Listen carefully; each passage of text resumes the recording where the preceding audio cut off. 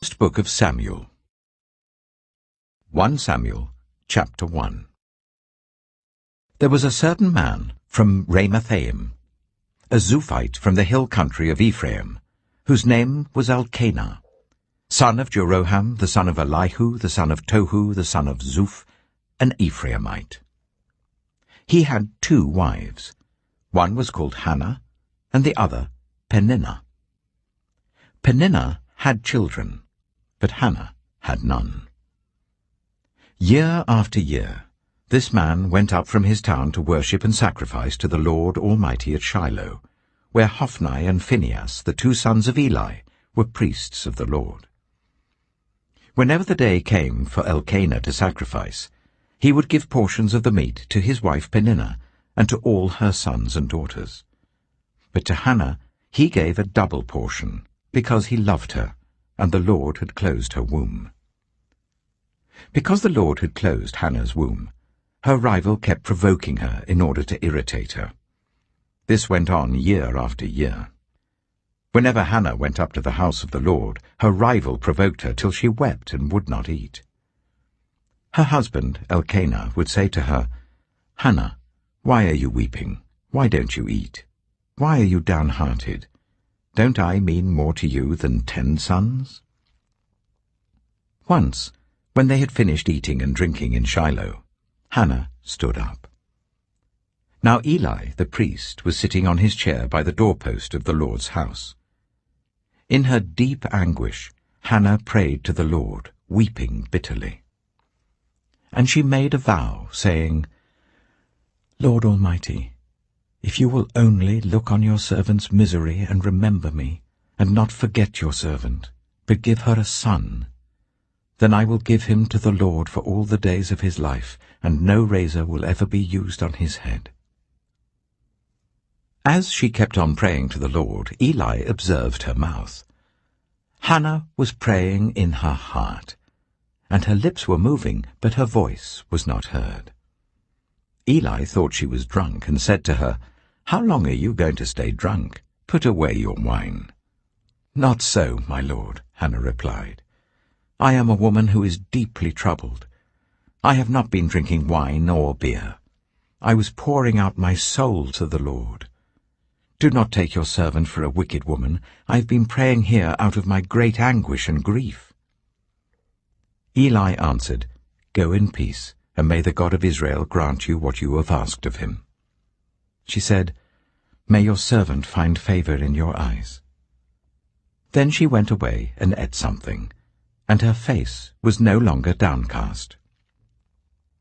Early the next morning they arose and worshipped before the Lord, and then went back to their home at Ramah. Elkanah made love to his wife Hannah, and the Lord remembered her. So in the course of time Hannah became pregnant and gave birth to a son. She named him Samuel, saying, "Because I asked the Lord for him." When her husband Elkanah went up with all his family to offer the annual sacrifice to the Lord and to fulfill his vow, Hannah did not go. She said to her husband, "After the boy is weaned, I will take him and present him before the Lord, and he will live there always." "Do what seems best to you," her husband Elkanah told her. "Stay here until you have weaned him. Only may the Lord make good his word." So the woman stayed at home and nursed her son until she had weaned him. After he was weaned, she took the boy with her, young as he was, along with a 3-year-old bull, an ephah of flour, and a skin of wine, and brought him to the house of the Lord at Shiloh. When the bull had been sacrificed, they brought the boy to Eli, and she said to him, "Pardon me, my lord. As surely as you live, I am the woman who stood here beside you praying to the Lord. I prayed for this child, and the Lord has granted me what I asked of him. So now I give him to the Lord. For his whole life he shall be given over to the Lord." And he worshipped the Lord there. 1 Samuel chapter 2. Then Hannah prayed and said, My heart rejoices in the Lord. In the Lord my horn is lifted high. My mouth boasts over my enemies, for I delight in your deliverance. There is no one holy like the Lord. There is no one besides you. There is no rock like our God. Do not keep talking so proudly, or let your mouth speak such arrogance. For the Lord is a God who knows, and by him deeds are weighed. The bows of the warriors are broken, but those who stumbled are armed with strength. Those who are full hire themselves out for food, but those who are hungry no more. She who was barren has borne 7 children, but she who has had many sons pines away. The Lord brings death and makes alive. He brings down to the grave and raises up. The Lord sends poverty and wealth. He humbles and he exalts. He raises the poor from the dust and lifts the needy from the ash heap. He seats them with princes and makes them inherit a throne of honor. For the foundations of the earth are the Lord's. On them he has set the world. He will guard the feet of his faithful servants, but the wicked will be silenced in the place of darkness. It is not by strength that one prevails. Those who oppose the Lord will be broken. The Most High will thunder from heaven. The Lord will judge the ends of the earth. He will give strength to his king and exalt the horn of his anointed. Then Elkanah went home to Ramah, but the boy ministered before the Lord under Eli the priest. Eli's sons were scoundrels. They had no regard for the Lord. Now it was the practice of the priests that whenever any of the people offered a sacrifice, the priest's servant would come with a 3-pronged fork in his hand while the meat was being boiled, and would plunge the fork into the pan or kettle or cauldron or pot. Whatever the fork brought up, the priest would take for himself. This is how they treated all the Israelites who came to Shiloh. But even before the fat was burned, the priest's servant would come and say to the person who was sacrificing, "Give the priest some meat to roast. He won't accept boiled meat from you, but only raw." If the person said to him, "Let the fat be burned first, and then take whatever you want," the servant would answer, "No, hand it over now. If you don't, I'll take it by force."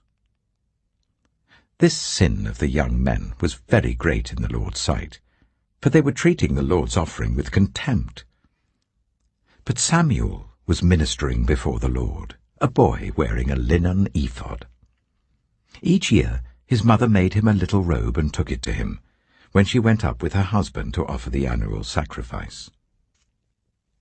Eli would bless Elkanah and his wife, saying, "May the Lord give you children by this woman to take the place of the one she prayed for and gave to the Lord." Then they would go home. And the Lord was gracious to Hannah. She gave birth to 3 sons and 2 daughters. Meanwhile, the boy Samuel grew up in the presence of the Lord.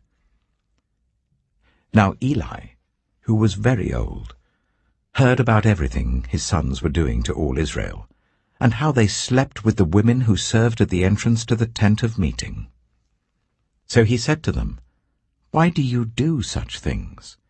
I hear from all the people about these wicked deeds of yours. No, my sons, the report I hear spreading among the Lord's people is not good. If one person sins against another, God may mediate for the offender. But if anyone sins against the Lord, who will intercede for them?" His sons, however, did not listen to their father's rebuke, for it was the Lord's will to put them to death.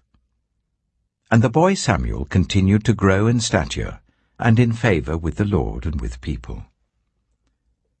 Now a man of God came to Eli and said to him, "This is what the Lord says. Did I not clearly reveal myself to your ancestors' family when they were in Egypt under Pharaoh?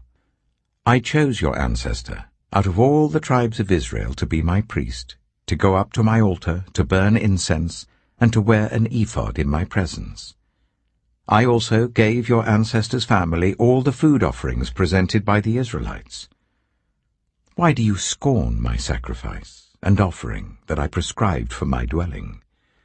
Why do you honor your sons more than me, by fattening yourselves on the choice parts of every offering made by my people Israel? Therefore the Lord, the God of Israel, declares, I promised that members of your family would minister before me forever. But now the Lord declares, far be it from me. Those who honor me I will honor, but those who despise me will be disdained. The time is coming when I will cut short your strength, and the strength of your priestly house, so that no one in it will reach old age, and you will see distress in my dwelling. Although good will be done to Israel, no one in your family line will ever reach old age.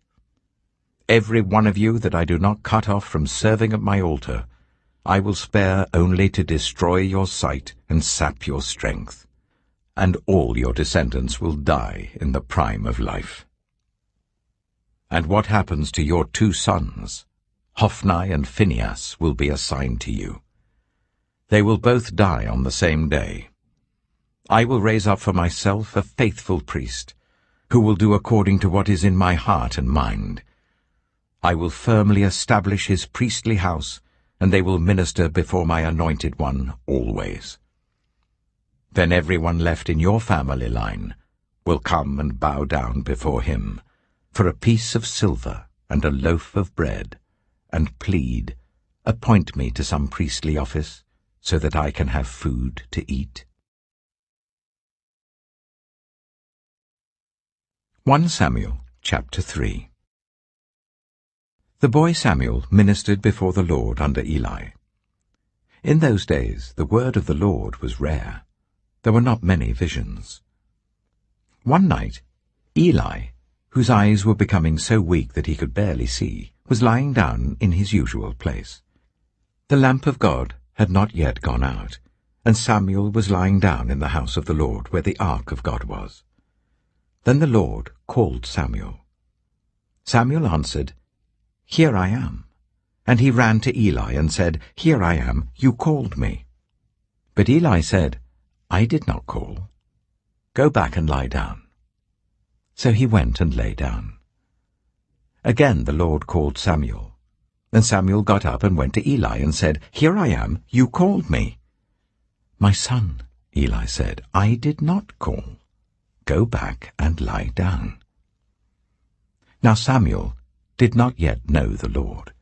The word of the Lord had not yet been revealed to him. A third time the Lord called, Samuel.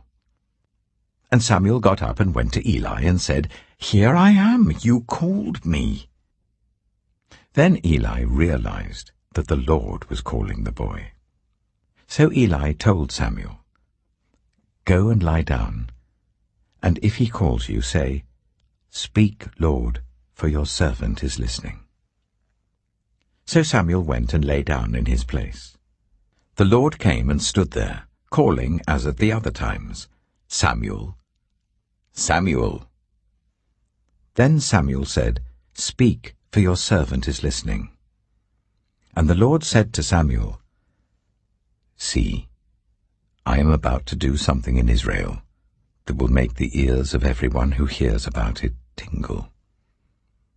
At that time I will carry out against Eli everything I spoke against his family, from beginning to end. For I told him that I would judge his family forever, because of the sin he knew about. His sons uttered blasphemies against God, and he failed to restrain them. Therefore I swore to the house of Eli, the guilt of Eli's house will never be atoned for by sacrifice or offering. Samuel lay down until morning, and then opened the doors of the house of the Lord. He was afraid to tell Eli the vision, but Eli called him and said, Samuel, my son. Samuel answered, Here I am. What was it he said to you? Eli asked. Do not hide it from me. May God deal with you, be it ever so severely, if you hide from me anything he told you. So Samuel told him everything, hiding nothing from him. Then Eli said, He is the Lord. let him do what is good in his eyes.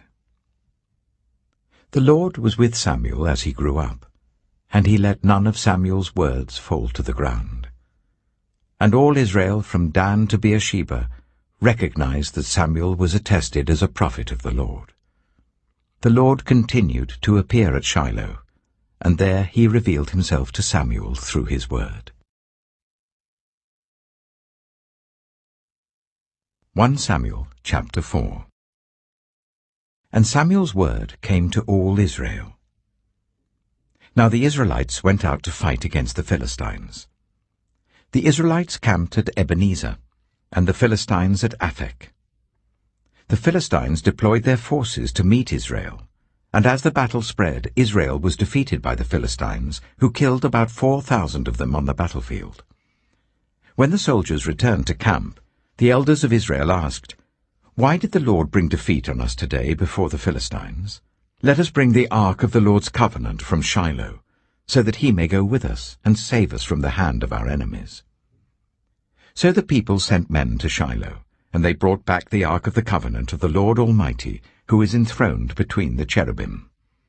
And Eli's 2 sons, Hophni and Phinehas, were there with the ark of the covenant of God. When the ark of the Lord's covenant came into the camp, all Israel raised such a great shout that the ground shook. Hearing the uproar, the Philistines asked, "What's all this shouting in the Hebrew camp?" When they learned that the ark of the Lord had come into the camp, the Philistines were afraid. "A god has come into the camp," they said. "Oh, no, nothing like this has happened before. We're doomed. Who will deliver us from the hand of these mighty gods? They are the gods who struck the Egyptians with all kinds of plagues in the wilderness. Be strong, Philistines. Be men, or you will be subject to the Hebrews, as they have been to you. Be men and fight."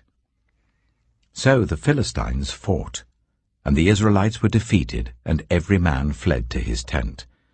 The slaughter was very great.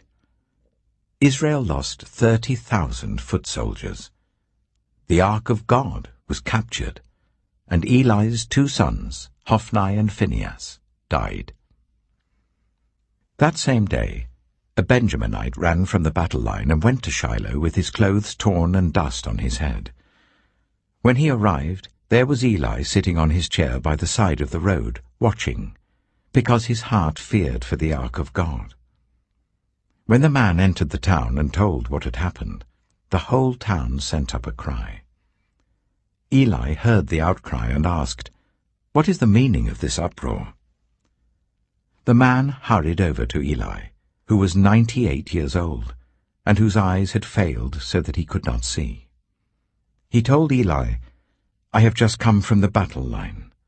I fled from it this very day." Eli asked, "What happened, my son?" The man who brought the news replied, "Israel fled before the Philistines, and the army has suffered heavy losses. Also your 2 sons, Hophni and Phinehas, are dead, and the ark of God has been captured." When he mentioned the ark of God, Eli fell backwards off his chair by the side of the gate. His neck was broken, and he died, for he was an old man, and he was heavy. He had led Israel for 40 years. His daughter-in-law, the wife of Phinehas, was pregnant and near the time of delivery. When she heard the news that the ark of God had been captured, and that her father-in-law and her husband were dead, she went into labor and gave birth, but was overcome by her labor pains. As she was dying, the women attending her said, "Don't despair, you've given birth to a son." But she did not respond or pay any attention. She named the boy Ichabod, saying, "The glory has departed from Israel," because of the capture of the ark of God and the deaths of her father-in-law and her husband. She said, "The glory has departed from Israel, for the ark of God has been captured."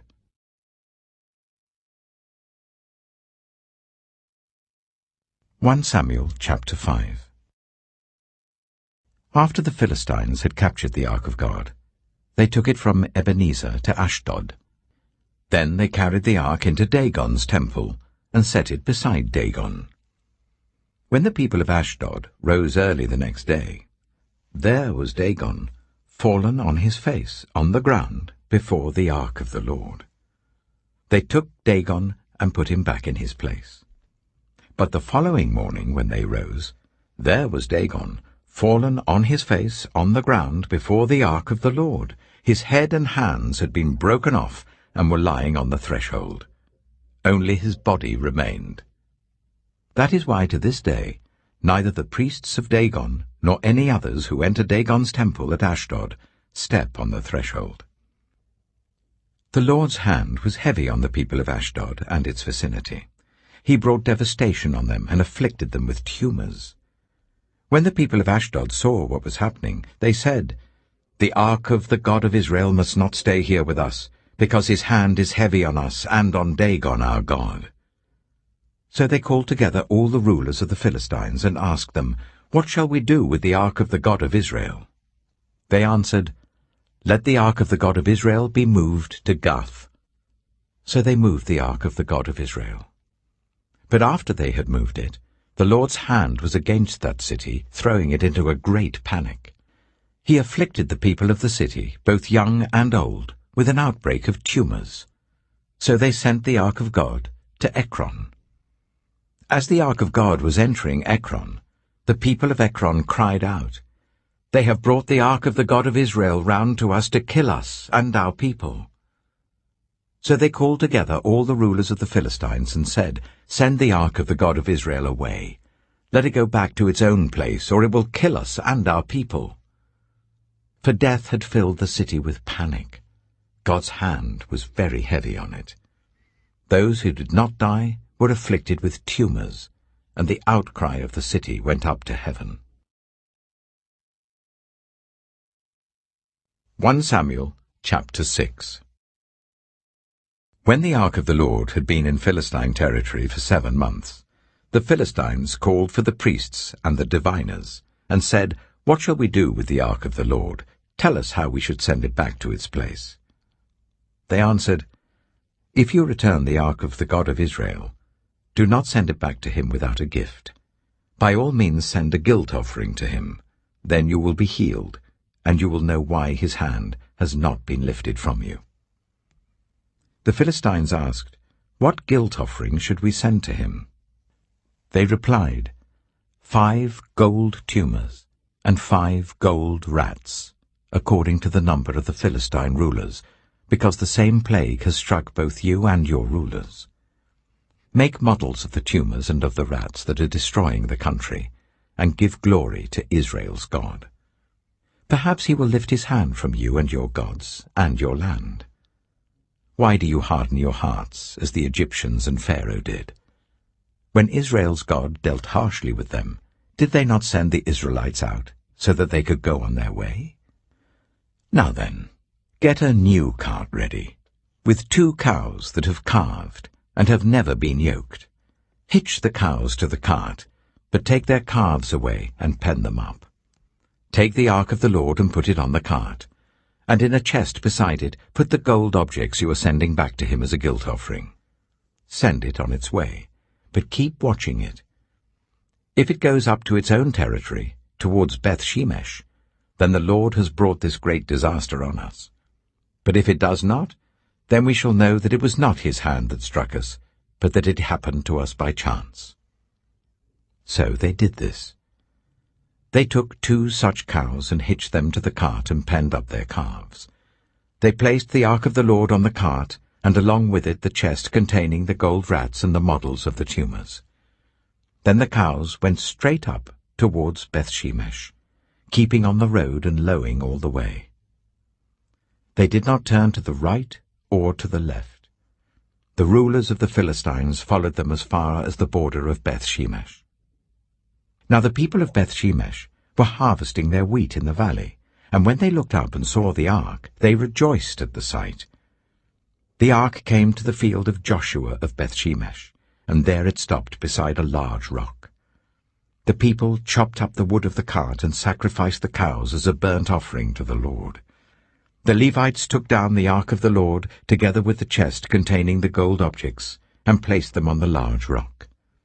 On that day, the people of Beth-shemesh offered burnt offerings and made sacrifices to the Lord. The 5 rulers of the Philistines saw all this, and then returned that same day to Ekron. These are the gold tumors the Philistines sent as a guilt offering to the Lord.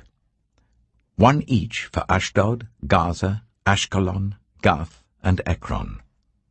And the number of the gold rats was according to the number of Philistine towns belonging to the 5 rulers, the fortified towns with their country villages.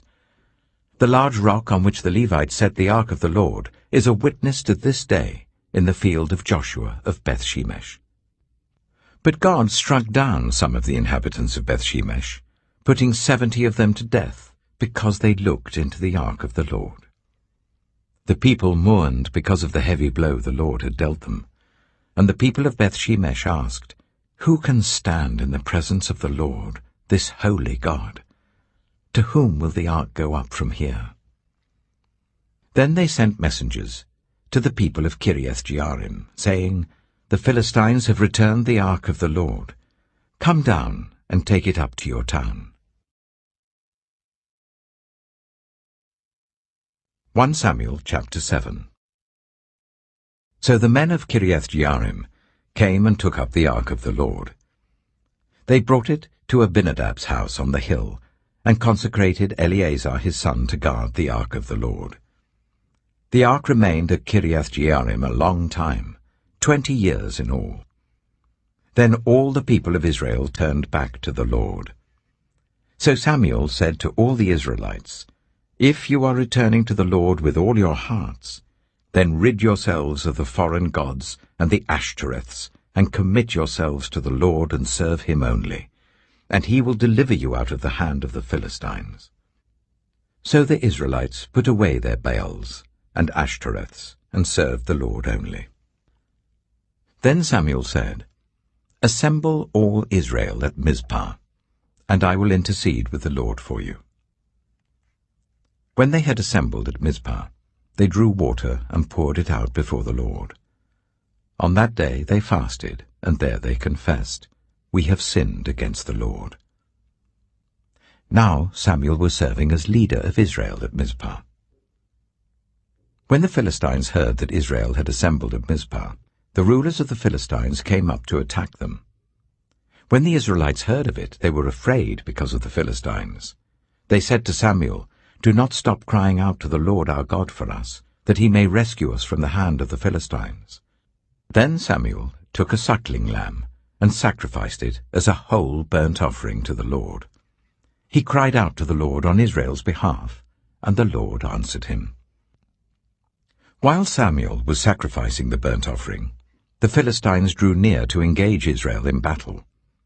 But that day the Lord thundered with loud thunder against the Philistines, and threw them into such a panic that they were routed before the Israelites. The men of Israel rushed out of Mizpah and pursued the Philistines, slaughtering them along the way to a point below Beth-kar. Then Samuel took a stone and set it up between Mizpah and Shen. He named it Ebenezer, saying, "Thus far the Lord has helped us."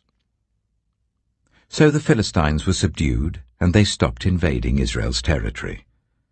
Throughout Samuel's lifetime, the hand of the Lord was against the Philistines.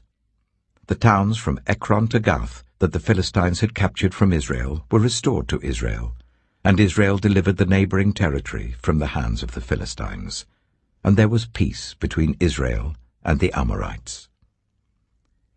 Samuel continued as Israel's leader all the days of his life. From year to year he went on a circuit from Bethel to Gilgal to Mizpah, judging Israel in all those places. But he always went back to Ramah, where his home was, and there he also held court for Israel. And he built an altar there to the Lord. 1 Samuel chapter 8. When Samuel grew old, he appointed his sons as Israel's leaders. The name of his firstborn was Joel, and the name of his second was Abijah, and they served at Beersheba. But his sons did not follow his ways. They turned aside after dishonest gain, and accepted bribes, and perverted justice. So all the elders of Israel gathered together and came to Samuel at Ramah. They said to him, "You are old, and your sons do not follow your ways. Now appoint a king to lead us, such as all the other nations have." But when they said, "Give us a king to lead us," this displeased Samuel. So he prayed to the Lord. And the Lord told him, "Listen to all that the people are saying to you. It is not you they have rejected, but they have rejected me as their king, as they have done from the day I brought them up out of Egypt until this day, forsaking me and serving other gods. So they are doing to you. Now listen to them, but warn them solemnly, and let them know what the king who will reign over them will claim as his rights."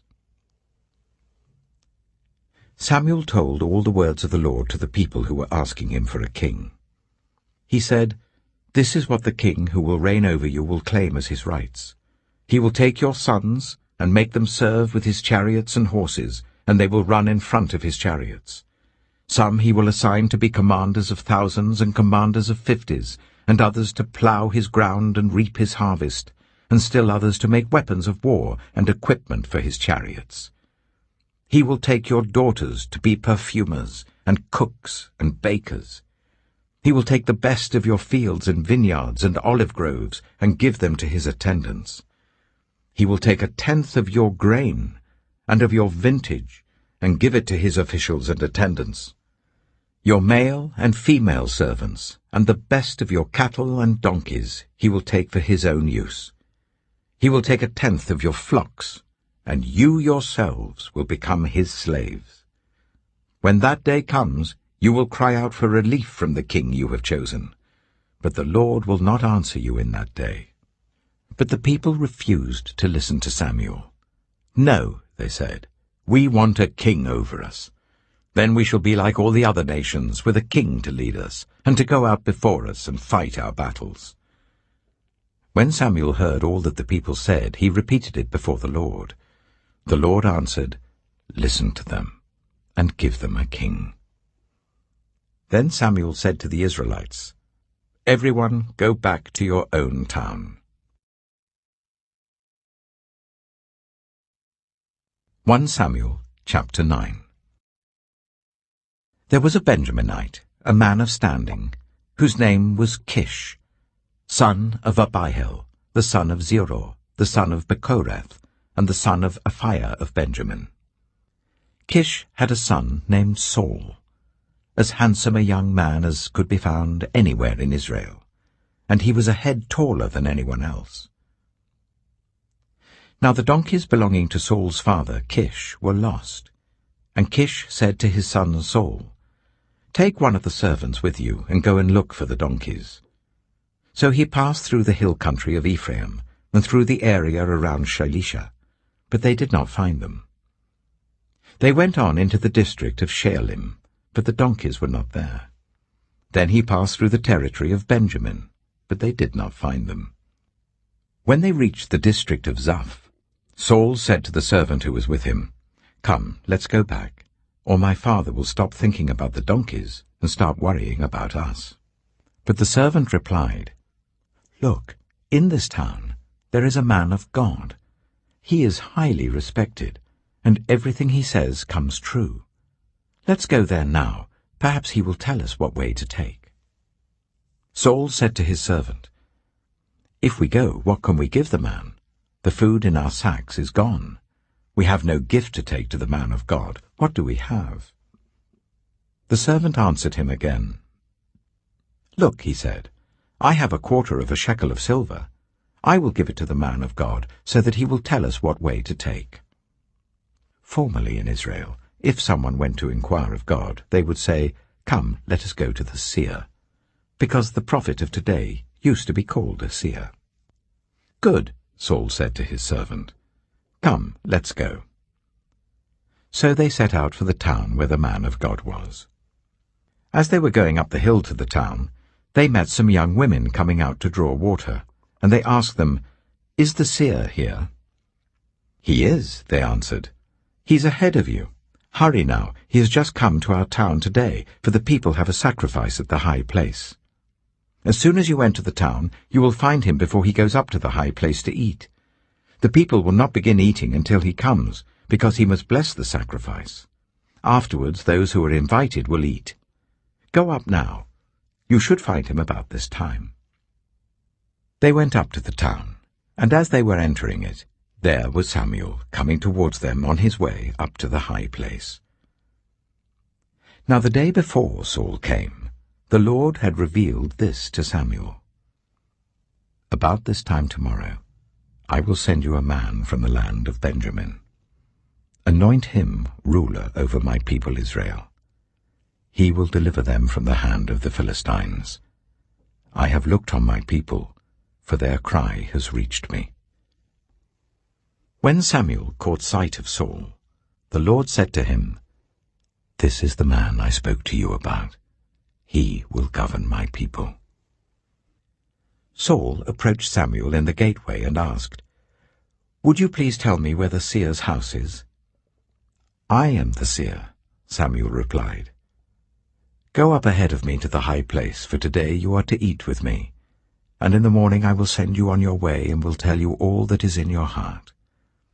As for the donkeys you lost 3 days ago, do not worry about them. They have been found.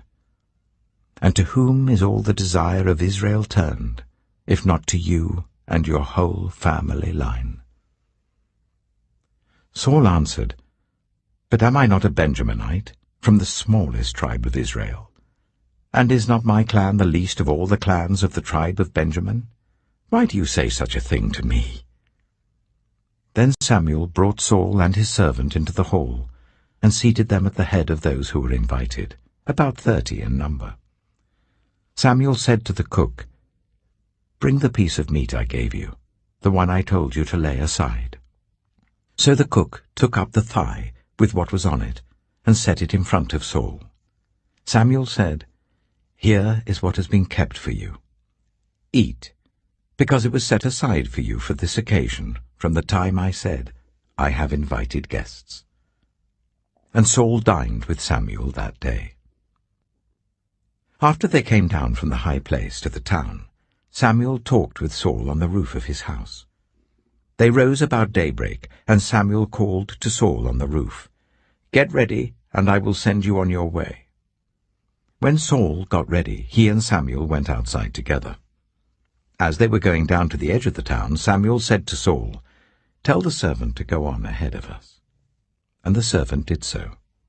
"But you stay here for a while, so that I may give you a message from God." 1 Samuel chapter 10. Then Samuel took a flask of olive oil, and poured it on Saul's head, and kissed him, saying, "Has not the Lord anointed you ruler over his inheritance? When you leave me today, you will meet 2 men near Rachel's tomb at Zelzah, on the border of Benjamin. They will say to you, 'The donkeys you set out to look for have been found, and now your father has stopped thinking about them and is worried about you. He is asking, "What shall I do about my son?" Then you will go on from there until you reach the great tree of Tabor. 3 men going up to worship God at Bethel will meet you there. One will be carrying 3 young goats, another 3 loaves of bread, and another a skin of wine. They will greet you and offer you 2 loaves of bread, which you will accept from them. After that, you will go to Gibeah of God, where there is a Philistine outpost. As you approach the town, you will meet a procession of prophets coming down from the high place, with lyres, tambourines, pipes, and harps being played before them, and they will be prophesying.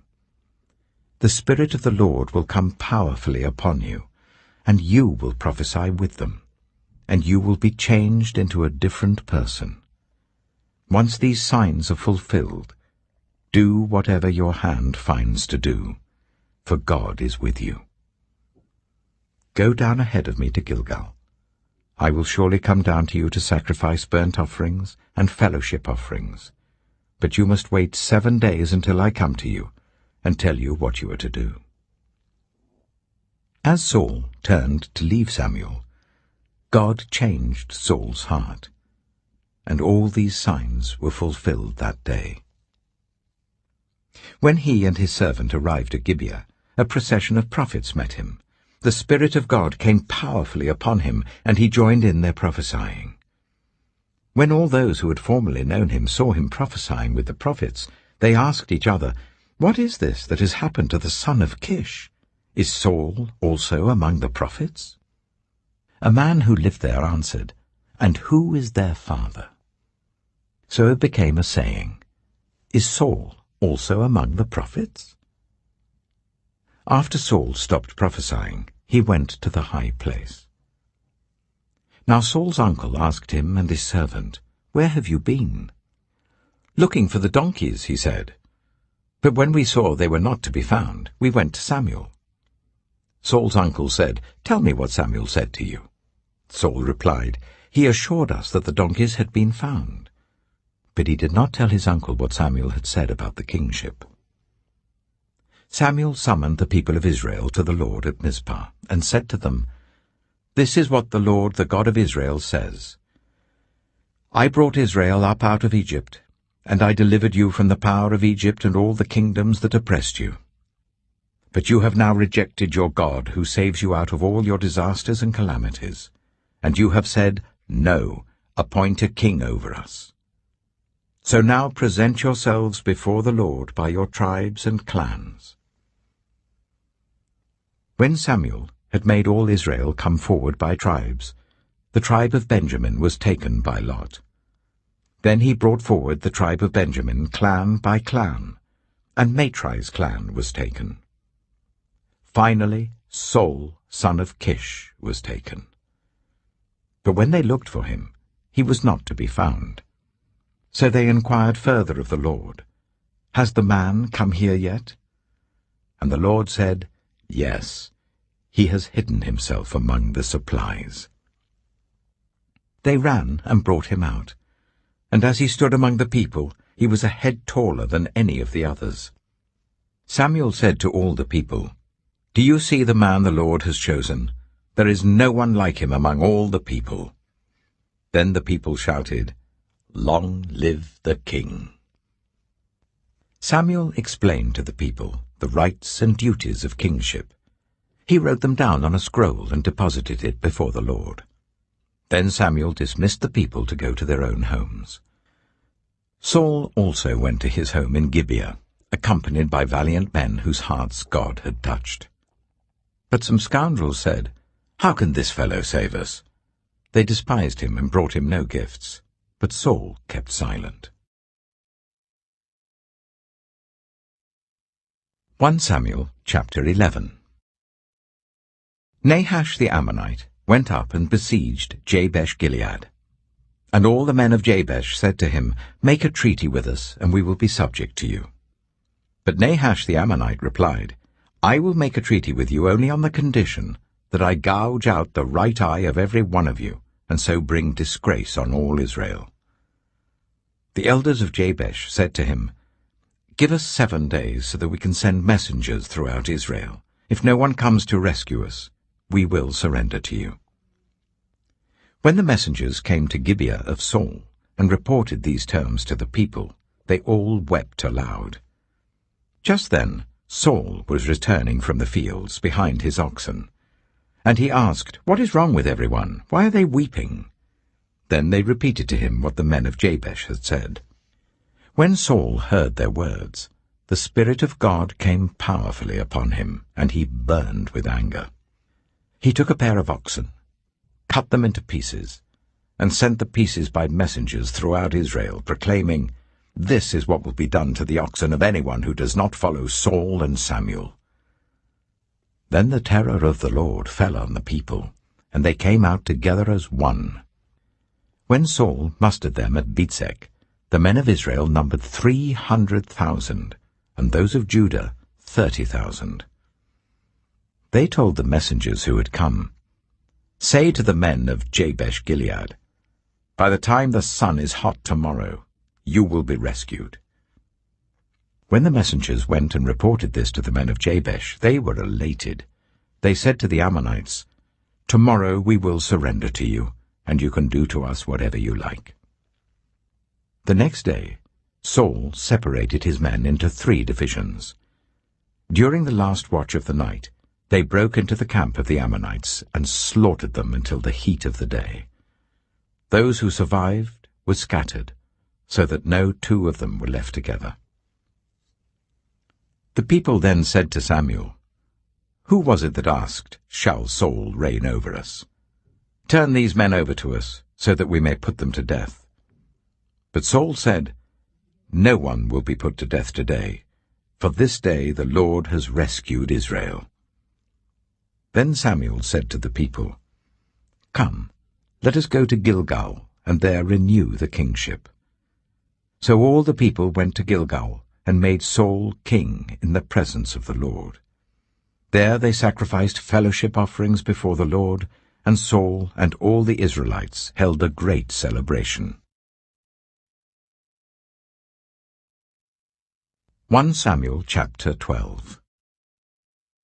Samuel said to all Israel, I have listened to everything you said to me, and have set a king over you. Now you have a king as your leader. As for me, I am old and grey, and my sons are here with you. I have been your leader from my youth until this day. Here I stand. Testify against me in the presence of the Lord and his anointed. Whose ox have I taken? Whose donkey have I taken? Whom have I cheated? Whom have I oppressed? From whose hand have I accepted a bribe to make me shut my eyes? If I have done any of these things, I will make it right. You have not cheated or oppressed us, they replied. You have not taken anything from anyone's hand. Samuel said to them, the Lord is witness against you, and also his anointed is witness this day, that you have not found anything in my hand. He is witness, they said. Then Samuel said to the people, it is the Lord who appointed Moses and Aaron, and brought your ancestors up out of Egypt.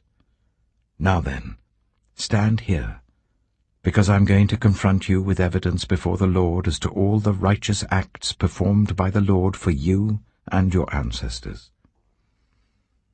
After Jacob entered Egypt, they cried to the Lord for help, and the Lord sent Moses and Aaron, who brought your ancestors out of Egypt and settled them in this place.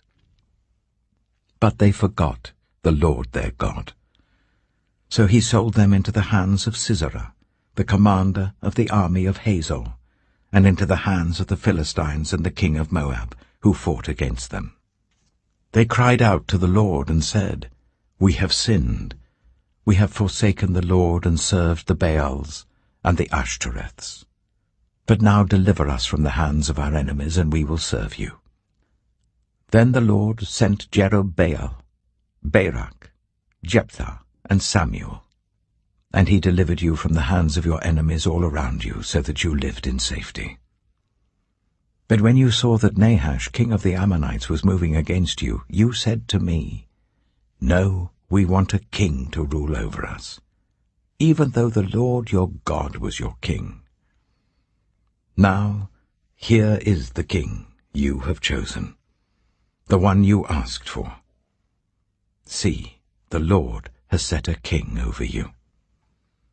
If you fear the Lord and serve and obey him and do not rebel against his commands, and if both you and the king who reigns over you follow the Lord your God, good. But if you do not obey the Lord, and if you rebel against his commands, his hand will be against you as it was against your ancestors. Now then, stand still and see this great thing the Lord is about to do before your eyes. Is not wheat harvest now? I will call on the Lord to send thunder and rain, and you will realize what an evil thing you did in the eyes of the Lord when you asked for a king." Then Samuel called on the Lord, and that same day the Lord sent thunder and rain. So all the people stood in awe of the Lord and of Samuel. The people all said to Samuel, "Pray to the Lord your God for your servants, so that we will not die. For we have added to all our other sins the evil of asking for a king." "Do not be afraid," Samuel replied. "You have done all this evil. Yet do not turn away from the Lord, but serve the Lord with all your heart. Do not turn away after useless idols. They can do you no good, nor can they rescue you, because they are useless. For the sake of his great name the Lord will not reject his people, because the Lord was pleased to make you his own. As for me, far be it from me that I should sin against the Lord by failing to pray for you, and I will teach you the way that is good and right. But be sure to fear the Lord and serve him faithfully with all your heart. Consider what great things he has done for you. Yet, if you persist in doing evil, both you and your king will perish."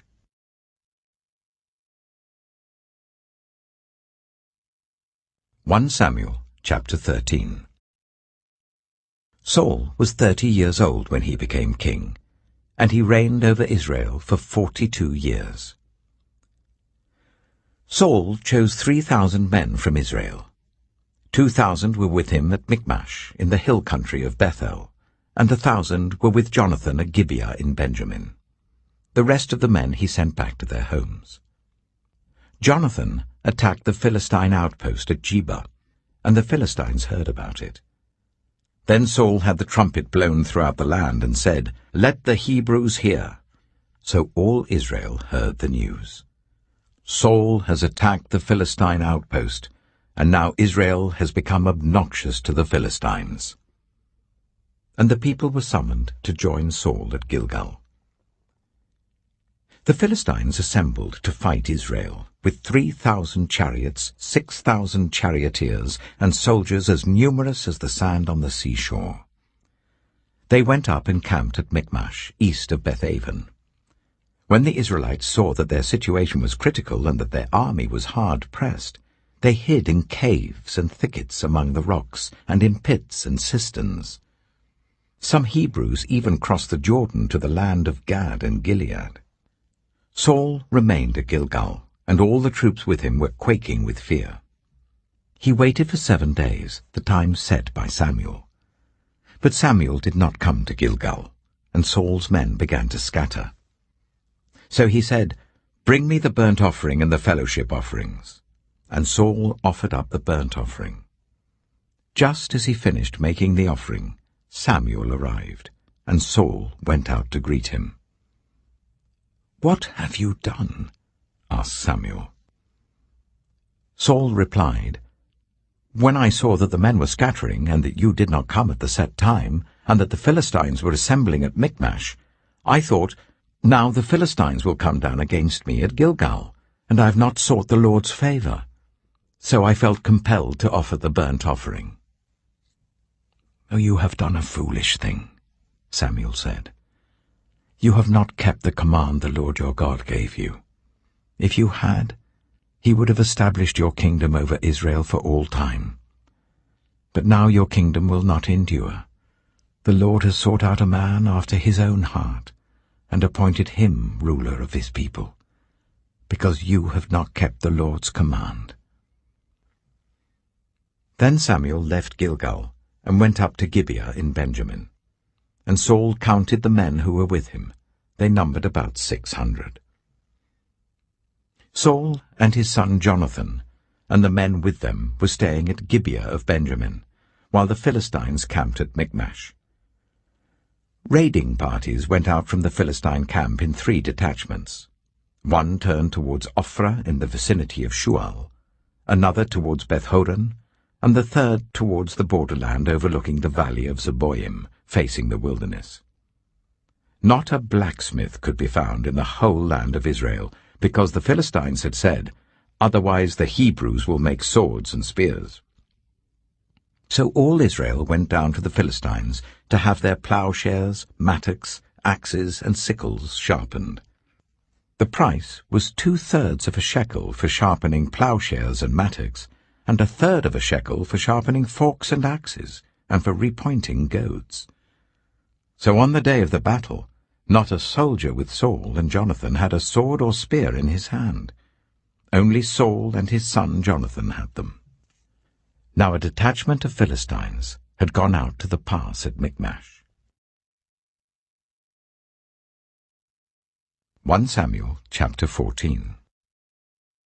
One day Jonathan, son of Saul, said to his young armor-bearer, "Come, let's go over to the Philistine outpost on the other side."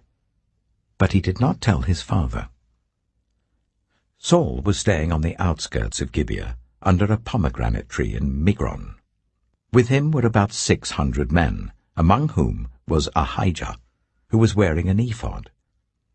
He was a son of Ichabod's brother, Ahitub, son of Phinehas, the son of Eli, the Lord's priest in Shiloh. No one was aware that Jonathan had left. On each side of the pass that Jonathan intended to cross to reach the Philistine outpost was a cliff. One was called Bozez, and the other Sine. One cliff stood to the north towards Michmash, the other to the south towards Geba. Jonathan said to his young armor-bearer, "Come, let's go over to the outpost of those uncircumcised men. Perhaps the Lord will act on our behalf. Nothing can hinder the Lord from saving, whether by many or by few." "Do all that you have in mind," his armor-bearer said. "Go ahead. I am with you, heart and soul." Jonathan said, "Come on then.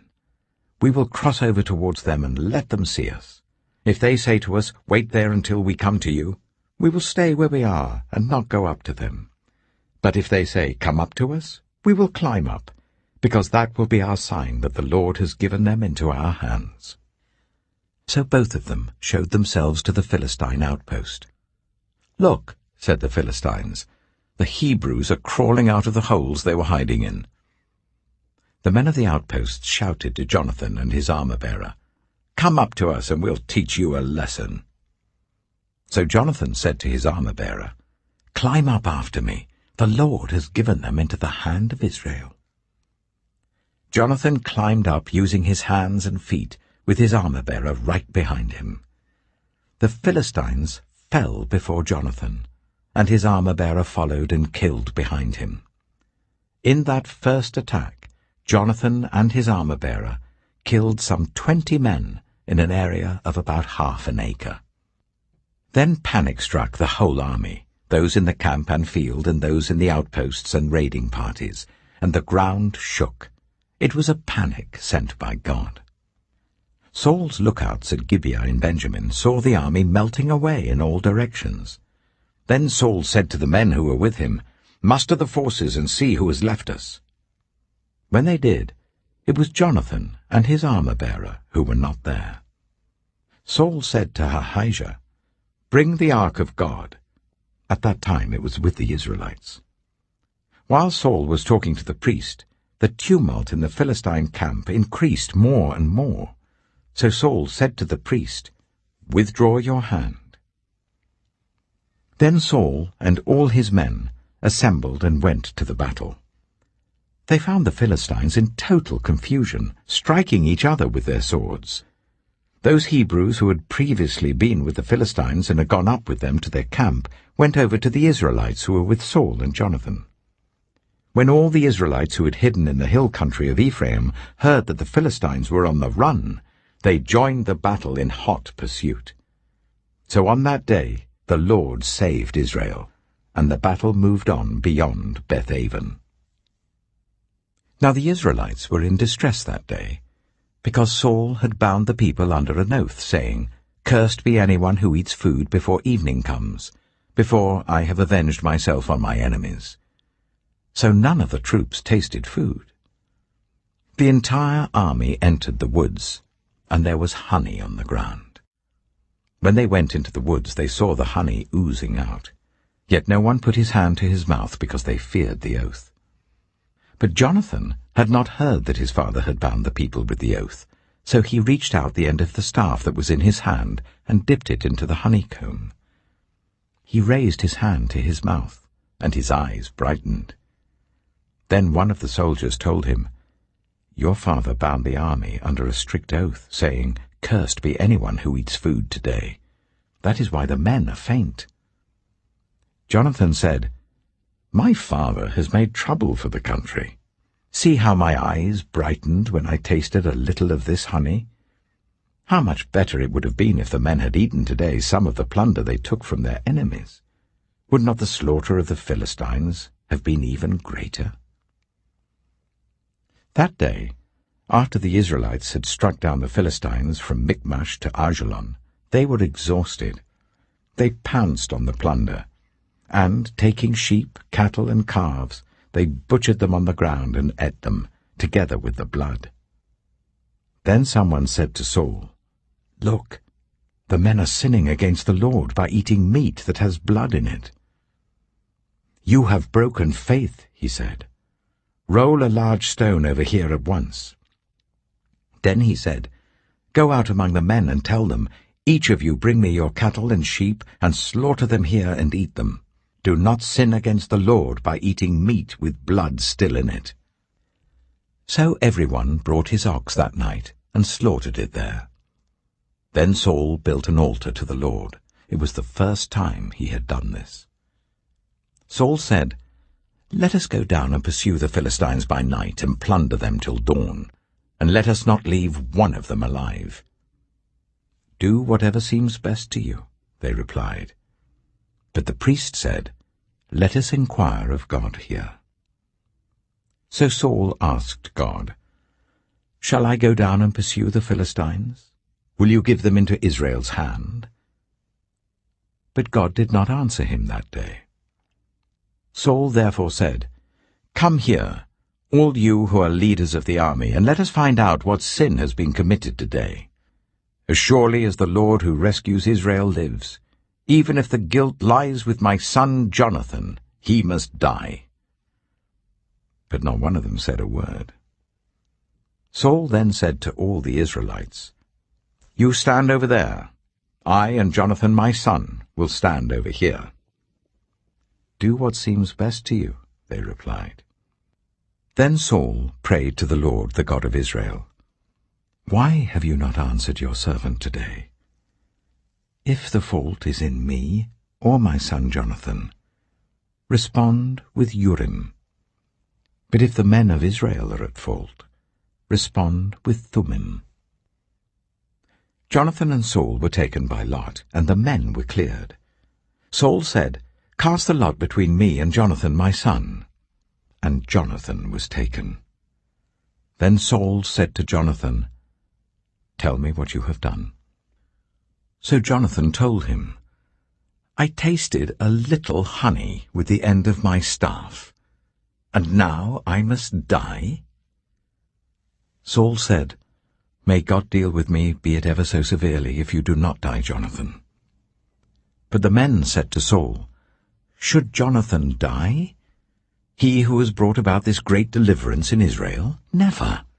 As surely as the Lord lives, not a hair of his head shall fall to the ground, for he did this today with God's help."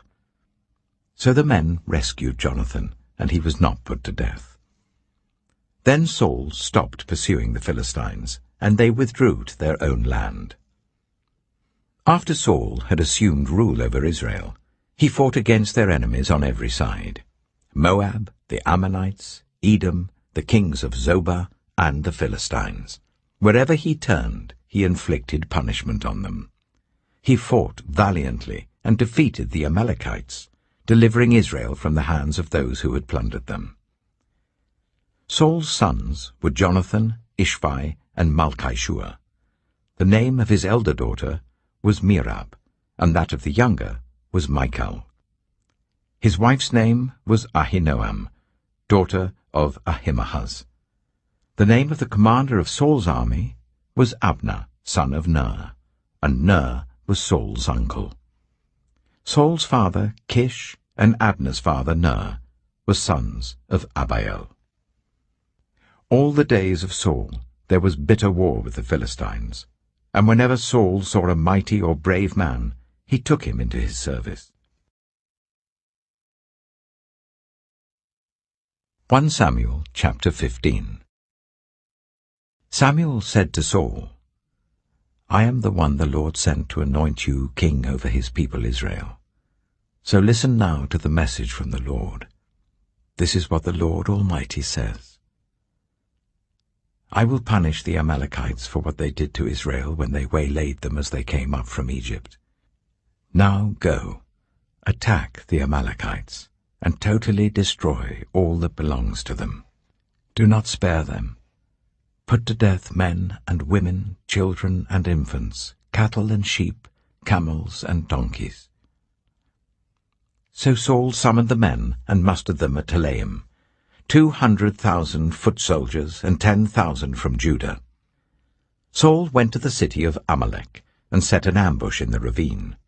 Then he said to the Kenites, Go away, leave the Amalekites, so that I do not destroy you along with them. For you showed kindness to all the Israelites when they came up out of Egypt. So the Kenites moved away from the Amalekites. Then Saul attacked the Amalekites all the way from Havilah to Shur, near the eastern border of Egypt. He took Agag, king of the Amalekites, alive, and all his people he totally destroyed with the sword. But Saul and the army spared Agag, and the best of the sheep and cattle, the fat calves and lambs, everything that was good. These they were unwilling to destroy completely, but everything that was despised and weak they totally destroyed. Then the word of the Lord came to Samuel. I regret that I have made Saul king, because he has turned away from me and has not carried out my instructions. Samuel was angry, and he cried out to the Lord all that night. Early in the morning, Samuel got up and went to meet Saul, but he was told, Saul has gone to Carmel.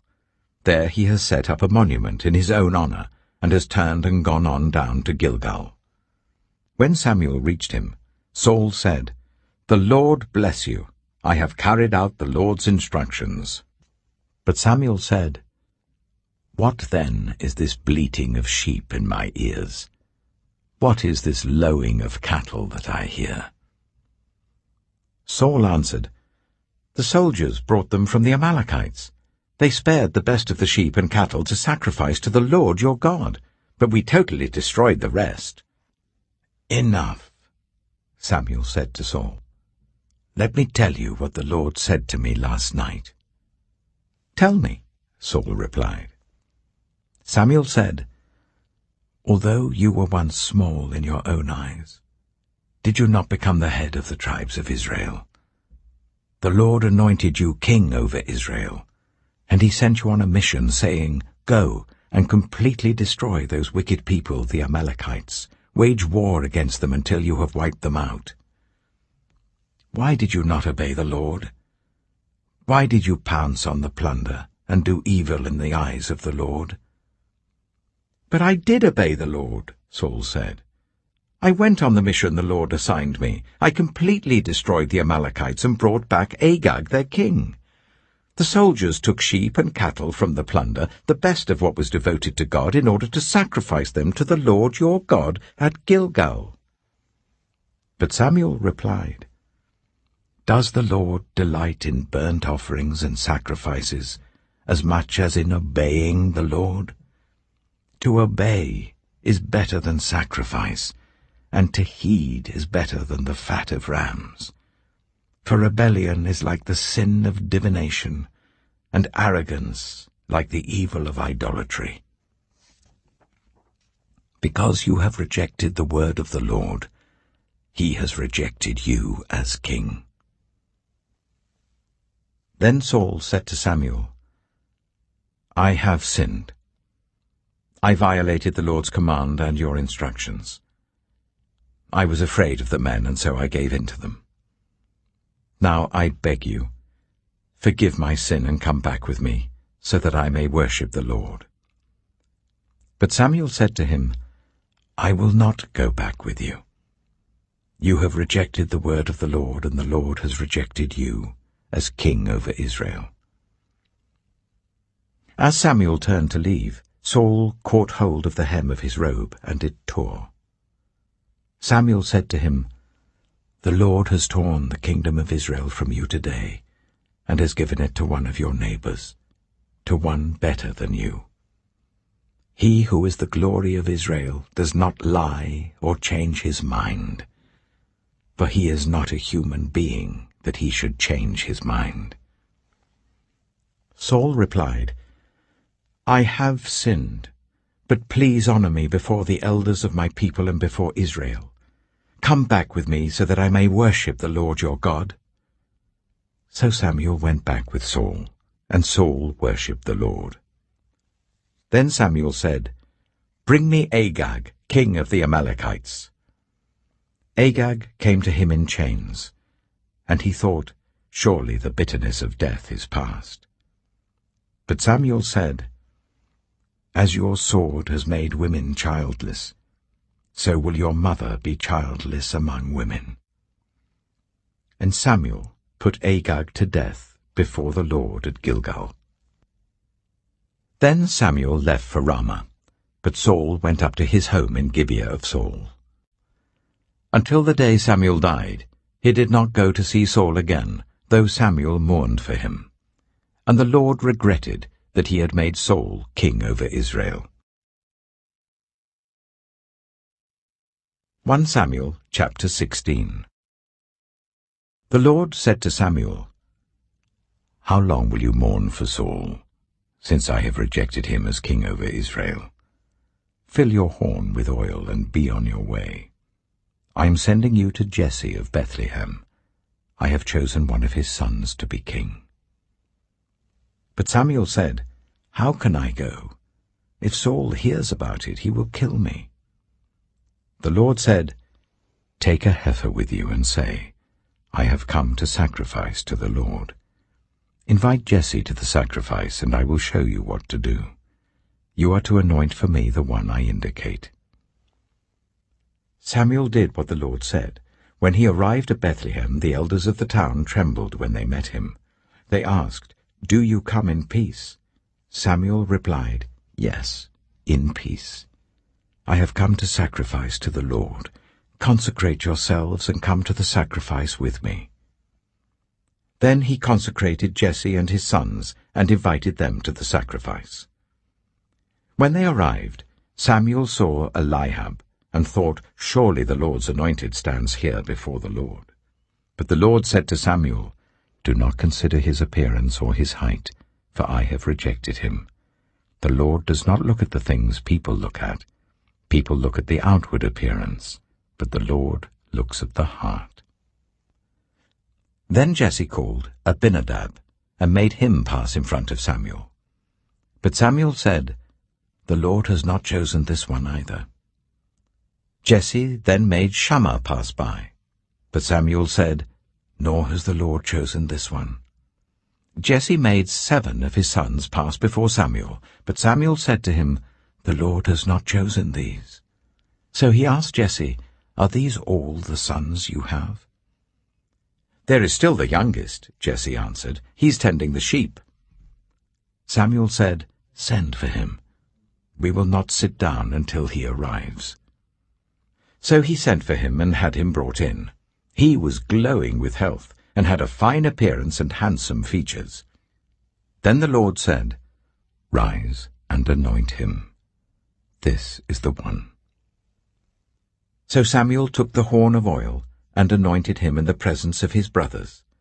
And from that day on, the Spirit of the Lord came powerfully upon David.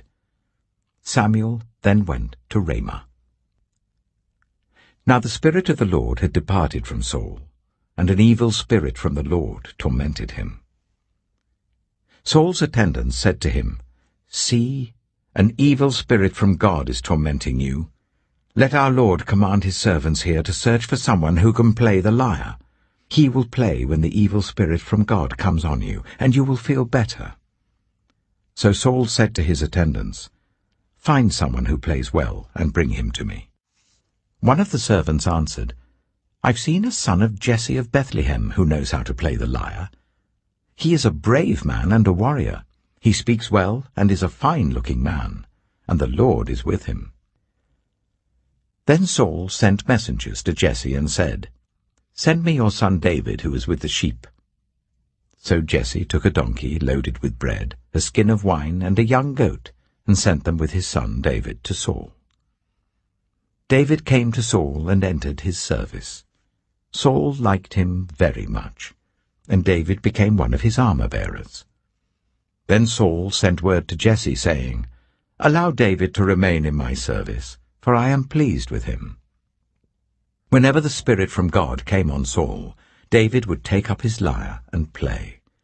Then relief would come to Saul. He would feel better, and the evil spirit would leave him. 1 Samuel chapter 17.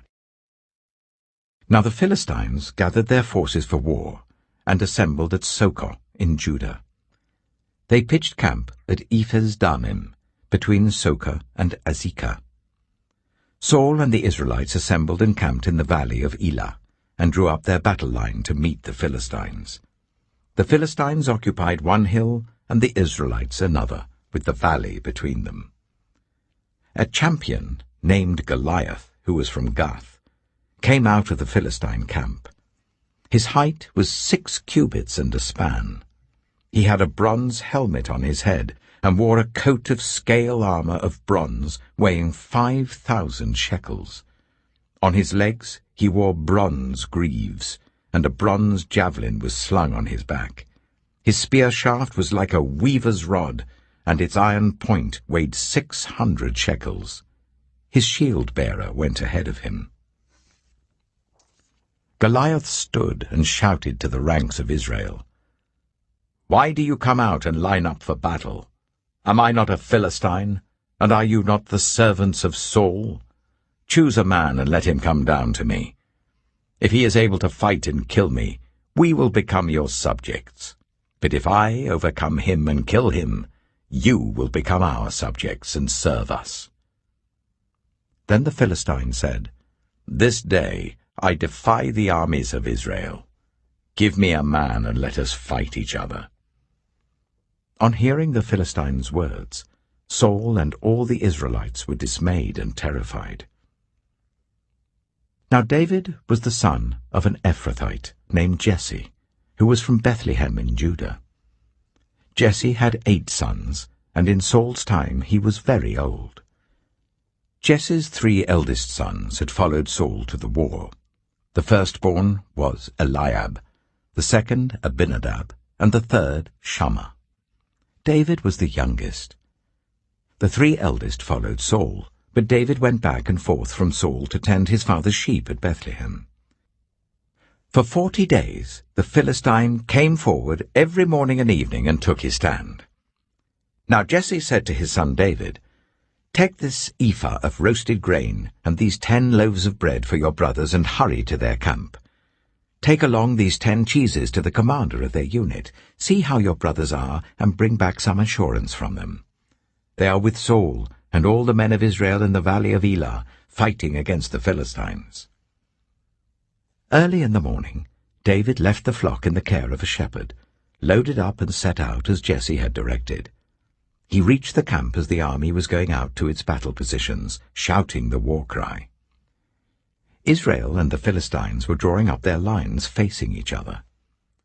David left his things with the keeper of supplies, ran to the battle lines, and asked his brothers how they were.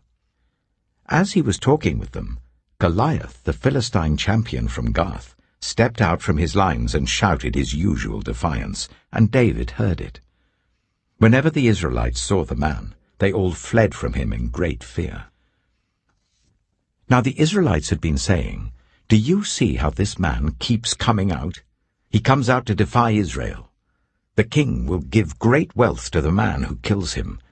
He will also give him his daughter in marriage, and will exempt his family from taxes in Israel."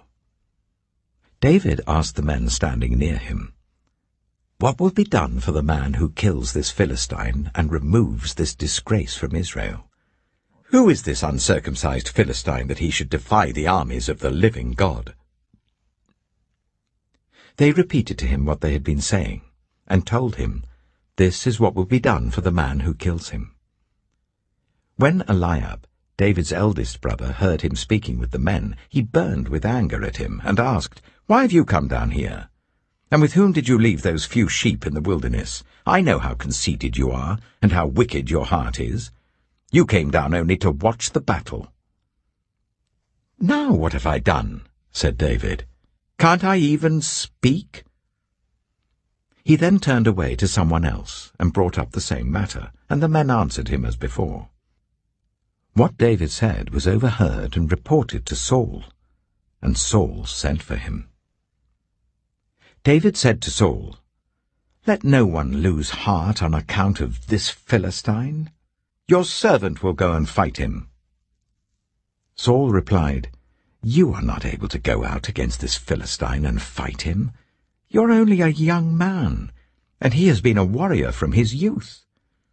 But David said to Saul, "Your servant has been keeping his father's sheep. When a lion or a bear came and carried off a sheep from the flock, I went after it, struck it, and rescued the sheep from its mouth. When it turned on me, I seized it by its hair, struck it, and killed it. Your servant has killed both the lion and the bear. This uncircumcised Philistine will be like one of them, because he has defied the armies of the living God. The Lord who rescued me from the paw of the lion and the paw of the bear will rescue me from the hand of this Philistine." Saul said to David, "Go, and the Lord be with you." Then Saul dressed David in his own tunic. He put a coat of armor on him and a bronze helmet on his head. David fastened on his sword over the tunic and tried walking around because he was not used to them. "I cannot go in these," he said to Saul, "because I'm not used to them." So he took them off. Then he took his staff in his hand, chose 5 smooth stones from the stream, put them in the pouch of his shepherd's bag, and, with his sling in his hand, approached the Philistine.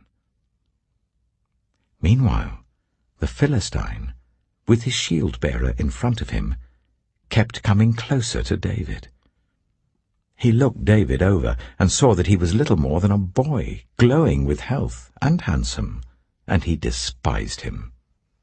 He said to David, "Am I a dog, that you come at me with sticks?" And the Philistine cursed David by his gods. "Come here," he said, "and I'll give your flesh to the birds and the wild animals." David said to the Philistine, "You come against me with sword and spear and javelin, but I come against you in the name of the Lord Almighty, the God of the armies of Israel, whom you have defied. This day the Lord will deliver you into my hands, and I'll strike you down and cut off your head. This very day I will give the carcasses of the Philistine army to the birds and the wild animals, and the whole world will know that there is a God in Israel.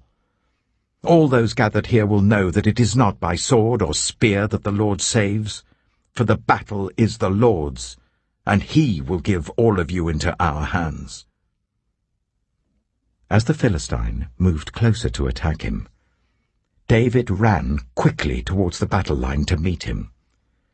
Reaching into his bag and taking out a stone, he slung it and struck the Philistine on the forehead. The stone sank into his forehead, and he fell face down on the ground. So David triumphed over the Philistine with a sling and a stone. Without a sword in his hand, he struck down the Philistine and killed him. David ran and stood over him. He took hold of the Philistine's sword and drew it from the sheath. After he killed him, he cut off his head with the sword. When the Philistines saw that their hero was dead, they turned and ran. Then the men of Israel and Judah surged forward with a shout and pursued the Philistines to the entrance of Gath and to the gates of Ekron. Their dead was strewn along the Shearaim road to Gath and Ekron. When the Israelites returned from chasing the Philistines, they plundered their camp. David took the Philistines' head and brought it to Jerusalem. He put the Philistines' weapons in his own tent. As Saul watched David going out to meet the Philistine, he said to Abner, commander of the army, "Abner, whose son is that young man?" Abner replied, "As surely as you live, your majesty, I don't know." The king said, "Find out whose son this young man is." As soon as David returned from killing the Philistine, Abner took him and brought him before Saul, with David still holding the Philistine's head. "Whose son are you, young man?" Saul asked him. David said, "I am the son of your servant Jesse of Bethlehem." 1 Samuel chapter 18. After David had finished talking with Saul, Jonathan became one in spirit with David, and he loved him as himself. From that day, Saul kept David with him and did not let him return home to his family. And Jonathan made a covenant with David because he loved him as himself. Jonathan took off the robe he was wearing and gave it to David, along with his tunic and even his sword, his bow, and his belt. Whatever mission Saul sent him on, David was so successful that Saul gave him a high rank in the army. This pleased all the troops and Saul's officers as well.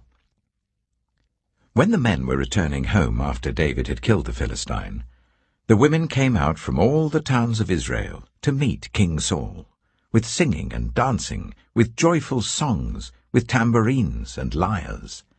As they danced, they sang, "Saul has slain his thousands, and David his tens of thousands."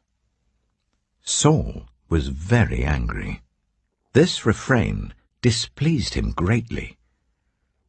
"They have credited David with tens of thousands," he thought, "but me with only thousands. What more can he get but the kingdom?" And from that time on, Saul kept a close eye on David. The next day, an evil spirit from God came forcefully on Saul. He was prophesying in his house, while David was playing the lyre, as he usually did. Saul had a spear in his hand, and he hurled it, saying to himself, "I'll pin David to the wall." But David eluded him twice. Saul was afraid of David, because the Lord was with David, but had departed from Saul. So he sent David away from him, and gave him command over 1,000 men. And David led the troops in their campaigns. In everything he did, he had great success, because the Lord was with him. When Saul saw how successful he was afraid of him. But all Israel and Judah loved David, because he led them in their campaigns. Saul said to David, "Here is my elder daughter, Merab. I will give her to you in marriage. Only serve me bravely and fight the battles of the Lord." For Saul said to himself, "I will not raise a hand against him. Let the Philistines do that." But David said to Saul, "Who am I, and what is my family or my clan in Israel, that I should become the king's son-in-law?" So when the time came for Merab, Saul's daughter, to be given to David, she was given in marriage to Adriel of Meholah. Now Saul's daughter, Michal, was in love with David, and when they told Saul about it, he was pleased. "I will give her to him," he thought, "so that she may be a snare to him, and so that the hand of the Philistines may be against him." So Saul said to David, "Now you have a second opportunity to become my son-in-law." Then Saul ordered his attendants, "Speak to David privately and say, 'Look, the king likes you, and his attendants all love you. Now become his son-in-law.'" They repeated these words to David, but David said, "Do you think it is a small matter to become the king's son-in-law? I'm only a poor man and little known." When Saul's servants told him what David had said, Saul replied, "Say to David, The king wants no other price for the bride than 100 Philistine foreskins to take revenge on his enemies. Saul's plan was for David to fall by the hands of the Philistines. When the attendants told David these things, he was pleased to become the king's son-in-law. So before the allotted time elapsed, David took his men with him and went out and killed 200 Philistines and brought back their foreskins. They counted out the full number to the king so that David might become the king's son-in-law. Then Saul gave him his daughter Michal in marriage. When Saul realized that the Lord was with David, and that his daughter Michal loved David, Saul became still more afraid of him, and he remained his enemy for the rest of his days. The Philistine commanders continued to go out to battle, and as often as they did, David met with more success than the rest of Saul's officers, and his name became well known. 1 Samuel chapter 19. Saul told his son Jonathan and all the attendants to kill David. But Jonathan had taken a great liking to David and warned him, "My father Saul is looking for a chance to kill you. Be on your guard tomorrow morning. Go into hiding and stay there. I will go out and stand with my father in the field where you are. I'll speak to him about you and will tell you what I find out." Jonathan spoke well of David to Saul his father, and said to him, "Let not the king do wrong to his servant David. He has not wronged you, and what he has done has benefited you greatly. He took his life in his hands when he killed the Philistine. The Lord won a great victory for all Israel, and you saw it and were glad. Why then would you do wrong to an innocent man like David by killing him for no reason?" Saul listened to Jonathan and took this oath, "As surely as the Lord lives, David will not be put to death." So Jonathan called David and told him the whole conversation. He brought him to Saul, and David was with Saul as before. Once more war broke out, and David went out and fought the Philistines. He struck them with such force that they fled before him. But an evil spirit from the Lord came on Saul as he was sitting in his house with his spear in his hand. While David was playing the lyre, Saul tried to pin him to the wall with his spear, but David eluded him as Saul drove the spear into the wall. That night David made good his escape. Saul sent men to David's house to watch it and to kill him in the morning. But Michal, David's wife, warned him, "If you don't run for your life tonight, tomorrow you'll be killed." So Michal let David down through a window, and he fled and escaped. Then Michal took an idol and laid it on the bed, covering it with a garment and putting some goat's hair at the head. When Saul sent the men to capture David, Michal said, "He is ill." Then Saul sent the men back to see David, and told them, "Bring him up to me in his bed so that I may kill him." But when the men entered, there was the idol in the bed, and at the head was some goat's hair. Saul said to Michal, "Why did you deceive me like this and send my enemy away so that he escaped?" Michal told him, "He said to me, 'Let me get away. Why should I kill you?'" When David had fled and made his escape, he went to Samuel at Ramah, and told him all that Saul had done to him. Then he and Samuel went to Naioth and stayed there. Word came to Saul, "David is in Naioth at Ramah." So he sent men to capture him. But when they saw a group of prophets prophesying, with Samuel standing there as their leader, the Spirit of God came on Saul's men, and they also prophesied. Saul was told about it, and he sent more men, and they prophesied too. Saul sent men a third time, and they also prophesied. Finally, he himself left for Ramah, and went to the great cistern at Suchet. And he asked, "Where are Samuel and David?" "Over in Naioth at Ramah," they said. So Saul went to Naioth at Ramah, but the Spirit of God came even on him. And he walked along prophesying until he came to Naioth. He stripped off his garments, and he too prophesied in Samuel's presence. He lay naked all that day and all that night. That is why people say, Is Saul also among the prophets? 1 Samuel chapter 20. Then David fled from Naioth at Ramah, and went to Jonathan and asked, "What have I done? What is my crime? How have I wronged your father, that he is trying to kill me?" "Never," Jonathan replied. "You're not going to die. Look, my father doesn't do anything, great or small, without letting me know. Why should he hide this from me? It isn't so." But David took an oath, and said, "Your father knows very well that I have found favor in your eyes. And he has said to himself, 'Jonathan must not know this, or he will be grieved.' Yet as surely as the Lord lives and as you live, there is only a step between me and death." Jonathan said to David, "Whatever you want me to do, I'll do for you." So David said, "Look, tomorrow is the new moon feast, and I am supposed to dine with the king. But let me go and hide in the field until the evening of the day after tomorrow. If your father misses me at all, tell him, 'David earnestly asked my permission to hurry to Bethlehem, his hometown, because an annual sacrifice is being made there for his whole clan.' If he says, 'Very well,' then your servant is safe. But if he loses his temper, you can be sure that he is determined to harm me. As for you, show kindness to your servant, for you have brought him into a covenant with you before the Lord. If I am guilty, then kill me yourself. Why hand me over to your father?" "Never," Jonathan said.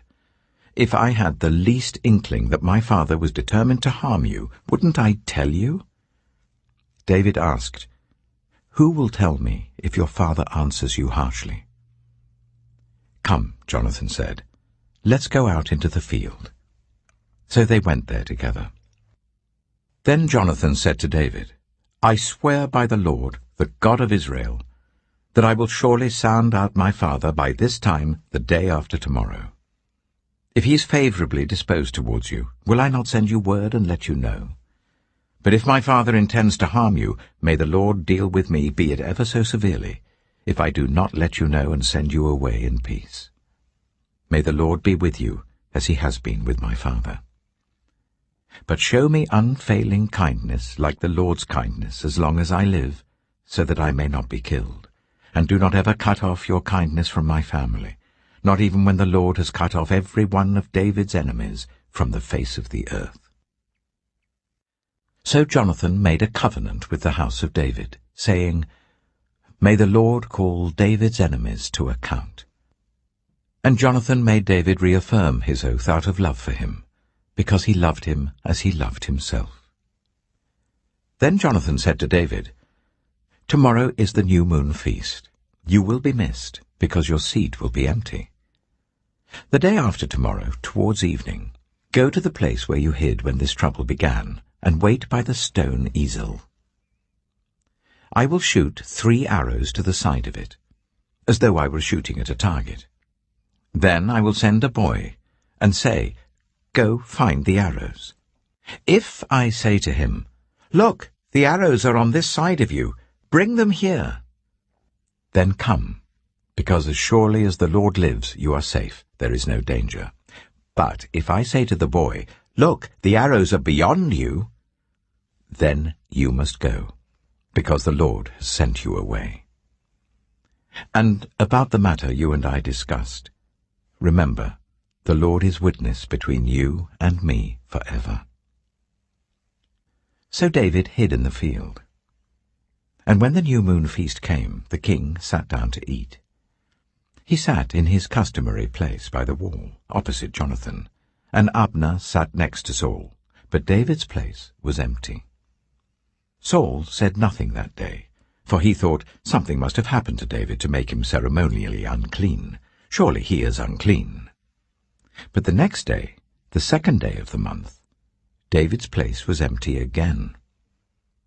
Then Saul said to his son Jonathan, "Why hasn't the son of Jesse come to the meal, either yesterday or today?" Jonathan answered, "David earnestly asked me for permission to go to Bethlehem. He said, 'Let me go because our family is observing a sacrifice in the town, and my brother has ordered me to be there. If I have found favor in your eyes, let me go to see my brothers. That is why he has not come to the king's table." Saul's anger flared up at Jonathan, and he said to him, "You son of a perverse and rebellious woman! Don't I know that you have sided with the son of Jesse to your own shame, and to the shame of the mother who bore you? As long as the son of Jesse lives on this earth, neither you nor your kingdom will be established. Now send someone to bring him to me, for he must die." "Why should he be put to death? What has he done?" Jonathan asked his father. But Saul hurled his spear at him to kill him. Then Jonathan knew that his father intended to kill David. Jonathan got up from the table in fierce anger. On that second day of the feast he did not eat, because he was grieved at his father's shameful treatment of David. In the morning, Jonathan went out to the field for his meeting with David. He had a small boy with him, and he said to the boy, "Run and find the arrows I shoot." As the boy ran, he shot an arrow beyond him. When the boy came to the place where Jonathan's arrow had fallen, Jonathan called out after him, "Isn't the arrow beyond you?" Then he shouted, "Hurry! Go quickly! Don't stop!" The boy picked up the arrow and returned to his master. The boy knew nothing about all this, only Jonathan and David knew. Then Jonathan gave his weapons to the boy and said, "Go, carry them back to town." After the boy had gone, David got up from the south side of the stone and bowed down before Jonathan 3 times, with his face to the ground. Then they kissed each other and wept together. But David wept the most.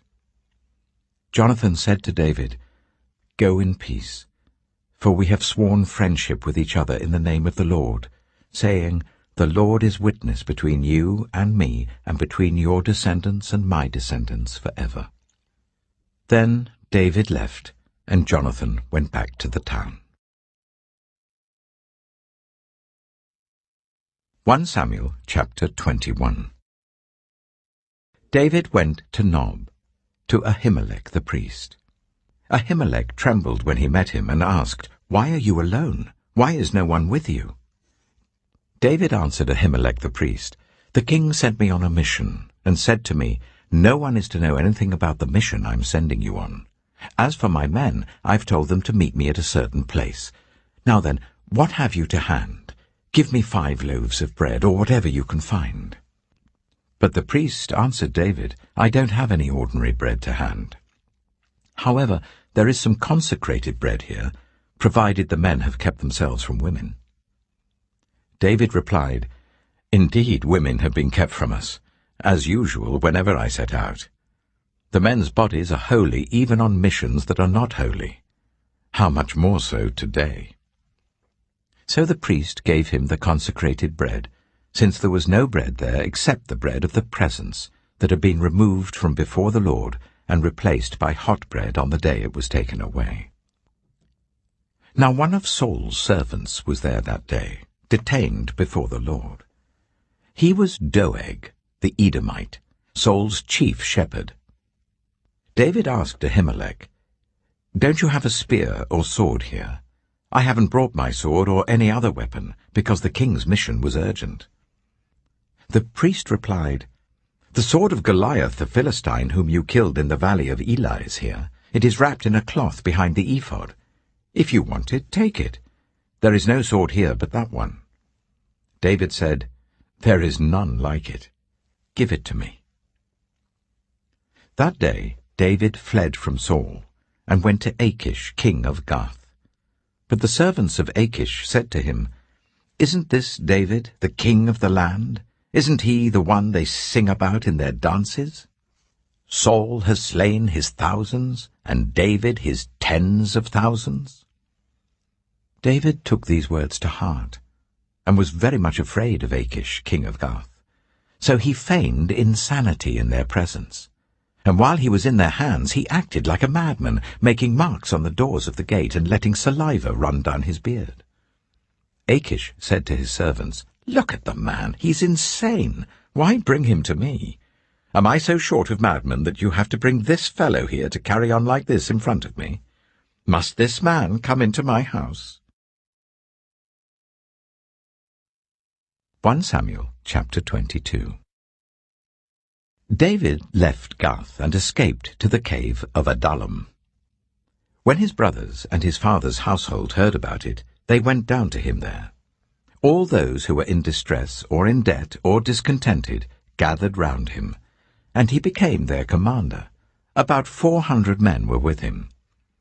From there David went to Mizpah in Moab, and said to the king of Moab, "Would you let my father and mother come and stay with you until I learn what God will do for me?" So he left them with the king of Moab, and they stayed with him as long as David was in the stronghold. But the prophet Gad said to David, "Do not stay in the stronghold. Go into the land of Judah." So David left and went to the forest of Hereth. Now Saul heard that David and his men had been discovered, and Saul was seated, spear in hand, under the tamarisk tree on the hill at Gibeah, with all his officials standing at his side. He said to them, "Listen, men of Benjamin. Will the son of Jesse give all of you fields and vineyards? Will he make all of you commanders of thousands and commanders of hundreds? Is that why you've all conspired against me? No one tells me when my son makes a covenant with the son of Jesse. None of you is concerned about me, or tells me that my son has incited my servant to lie in wait for me, as he does today." But Doeg the Edomite, who was standing with Saul's officials, said, "I saw the son of Jesse come to Ahimelech, son of Ahitub at Nob. Ahimelech inquired of the Lord for him. He also gave him provisions and the sword of Goliath the Philistine." Then the king sent for the priest Ahimelech, son of Ahitub, and all the men of his family, who were the priests at Nob, and they all came to the king. Saul said, "Listen now, son of Ahitub." "Yes, my lord," he answered. Saul said to him, "Why have you conspired against me, you and the son of Jesse, giving him bread and a sword, and inquiring of God for him, so that he has rebelled against me and lies in wait for me, as he does today?"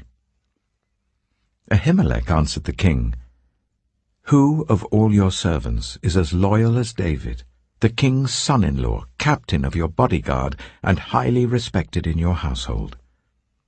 Was that day the first time I inquired of God for him? Of course not. Let not the king accuse your servant or any of his father's family, for your servant knows nothing at all about this whole affair." But the king said, "You shall surely die, Ahimelech, you and your whole family." Then the king ordered the guards at his side, "Turn and kill the priests of the Lord, because they too have sided with David. They knew he was fleeing, yet they did not tell me." But the king's officials were unwilling to raise a hand to strike the priests of the Lord. The king then ordered Doeg, "You turn and strike down the priests."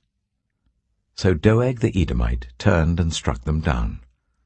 That day he killed 85 men who wore the linen ephod. He also put to the sword Nob, the town of the priests, with its men and women, its children and infants, and its cattle, donkeys, and sheep. But one son of Ahimelech, son of Ahitub, named Abiathar, escaped and fled to join David. He told David that Saul had killed the priests of the Lord. Then David said to Abiathar, "That day, when Doeg the Edomite was there, I knew he would be sure to tell Saul. I am responsible for the death of your whole family. Stay with me, don't be afraid.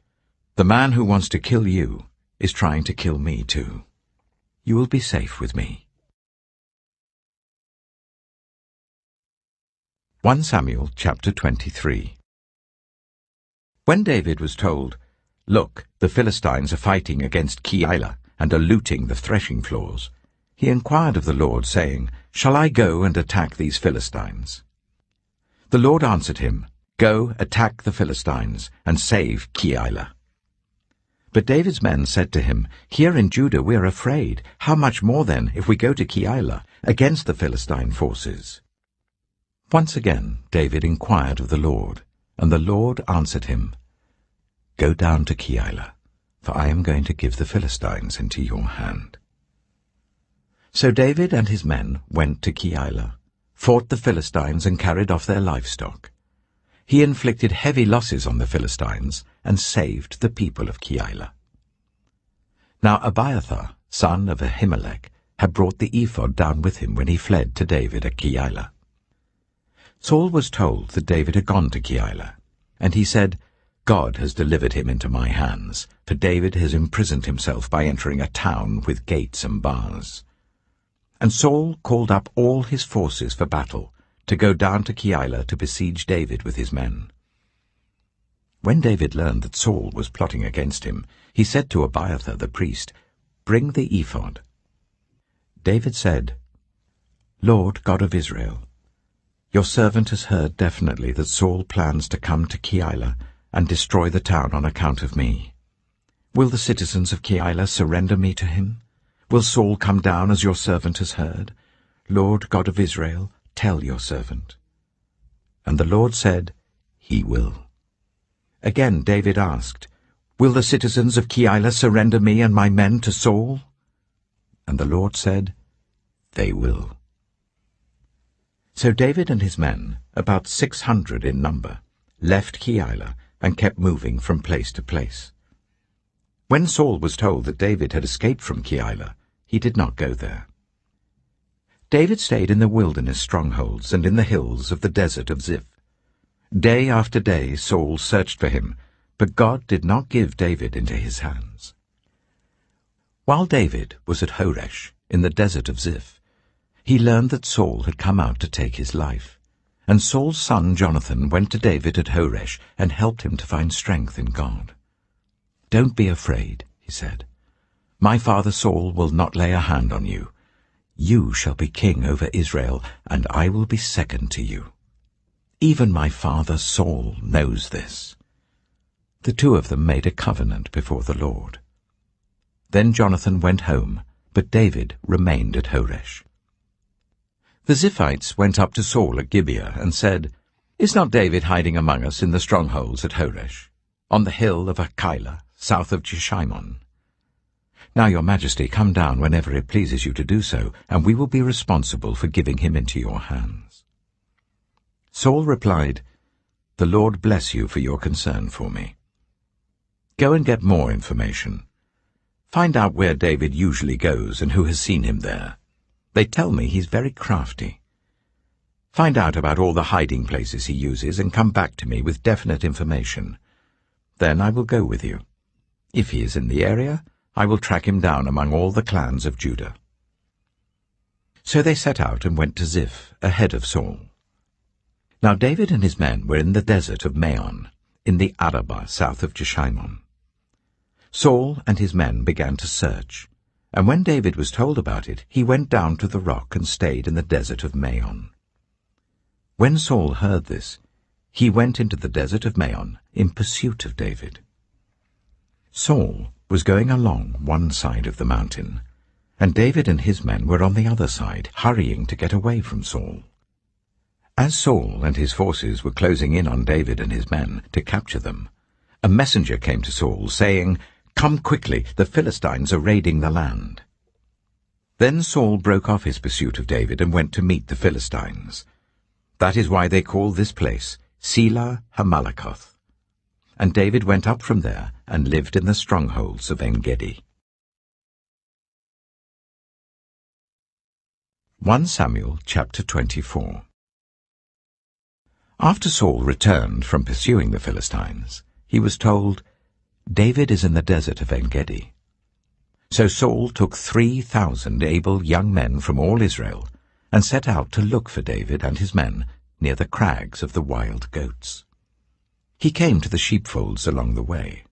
A cave was there, and Saul went in to relieve himself. David and his men were far back in the cave. The men said, "This is the day the Lord spoke of when he said to you, I will give your enemy into your hands for you to deal with as you wish." Then David crept up unnoticed and cut off a corner of Saul's robe. Afterwards, David was conscience-stricken for having cut off a corner of his robe. He said to his men, "The Lord forbid that I should do such a thing to my master, the Lord's anointed, or lay my hand on him. For he is the anointed of the Lord." With these words David sharply rebuked his men, and did not allow them to attack Saul. And Saul left the cave and went his way. Then David went out of the cave and called out to Saul, "My lord the king." When Saul looked behind him, David bowed down and prostrated himself with his face to the ground. He said to Saul, "Why do you listen when men say, 'David is bent on harming you'? This day you have seen with your own eyes how the Lord gave you into my hands in the cave. Some urged me to kill you, but I spared you. I said, I will not lay my hand on my Lord because he is the Lord's anointed. See, my father, look at this piece of your robe in my hand. I cut off the corner of your robe, but did not kill you. See that there is nothing in my hand to indicate that I am guilty of wrongdoing or rebellion. I have not wronged you, but you are hunting me down to take my life. May the Lord judge between you and me, and may the Lord avenge the wrongs you have done to me, but my hand will not touch you. As the old saying goes, from evildoers come evil deeds, so my hand will not touch you. Against whom has the king of Israel come out? Who are you pursuing? A dead dog? A flea? May the Lord be our judge and decide between us. May he consider my cause and uphold it. May he vindicate me by delivering me from your hand." When David finished saying this, Saul asked, "Is that your voice, David my son?" And he wept aloud. "You are more righteous than I," he said. "You have treated me well, but I have treated you badly. You have just now told me about the good you did to me. The Lord gave me into your hands, but you did not kill me. When a man finds his enemy, does he let him get away unharmed? May the Lord reward you well for the way you've treated me today. I know that you will surely be king, and that the kingdom of Israel will be established in your hands. Now swear to me by the Lord that you will not kill off my descendants, or wipe out my name from my father's family." So David gave his oath to Saul. Then Saul returned home, but David and his men went up to the stronghold. 1 Samuel chapter 25. Now Samuel died, and all Israel assembled and mourned for him, and they buried him at his home in Ramah. Then David moved down into the desert of Paran. A certain man in Maon, who had property there at Carmel, was very wealthy. He had 1,000 goats and 3,000 sheep, which he was shearing in Carmel. His name was Nabal, and his wife's name was Abigail. She was an intelligent and beautiful woman, but her husband was surly and mean in his dealings. He was a Calebite. While David was in the wilderness, he heard that Nabal was shearing sheep. So he sent 10 young men and said to them, "Go up to Nabal at Carmel and greet him in my name. Say to him, 'Long life to you, good health to you and your household, and good health to all that is yours. Now I hear that it is sheep-shearing time. When your shepherds were with us, we did not ill-treat them, and the whole time they were at Carmel nothing of theirs was missing. Ask your own servants, and they will tell you. Therefore be favorable towards my men, since we come at a festive time. Please give your servants and your son David whatever you can find for them." When David's men arrived, they gave Nabal this message in David's name. Then they waited. Nabal answered David's servant, "Who is this David? Who is this son of Jesse? Many servants are breaking away from their masters these days. Why should I take my bread and water and the meat I've slaughtered for my shearers and give it to men coming from who knows where?" David's men turned round and went back. When they arrived, they reported every word. David said to his men, "Each of you strap on your sword." So they did, and David strapped his on as well. About 400 men went up with David, while 200 stayed with the supplies. One of the servants told Abigail, Nabal's wife, "David sent messengers from the wilderness to give our master his greetings, but he hurled insults at them. Yet these men were very good to us. They did not ill-treat us, and the whole time we were out in the fields near them, nothing was missing. Night and day, they were a wall around us the whole time we were herding our sheep near them. Now think it over and see what you can do, because disaster is hanging over our master and his whole household. He is such a wicked man that no one can talk to him." Abigail acted quickly. She took 200 loaves of bread, 2 skins of wine, 5 dressed sheep, 5 seahs of roasted grain, 100 cakes of raisins, and 200 cakes of pressed figs, and loaded them on donkeys. Then she told her servants, "Go on ahead, I'll follow you." But she did not tell her husband Nabal. As she came riding on her donkey into a mountain ravine, there were David and his men descending towards her, and she met them. David had just said, "It's been useless, all my watching over this fellow's property in the wilderness, so that nothing of his was missing. He has paid me back evil for good. May God deal with David, be it ever so severely, if by morning I leave alive 1 male of all who belong to him." When Abigail saw David, she quickly got off her donkey and bowed down before David with her face to the ground. She fell at his feet and said, "Pardon your servant, my lord, and let me speak to you. Hear what your servant has to say. Please pay no attention, my lord, to that wicked man Nabal. He is just like his name. His name means fool, and folly goes with him. As for me, your servant, I did not see the men my lord sent. And now, my lord, as surely as the Lord your God lives and as you live, since the Lord has kept you from bloodshed and from avenging yourself with your own hands, may your enemies and all who are intent on harming my lord be like Nabal. And let this gift which your servant has brought to my lord be given to the men who follow you. Please forgive your servant's presumption.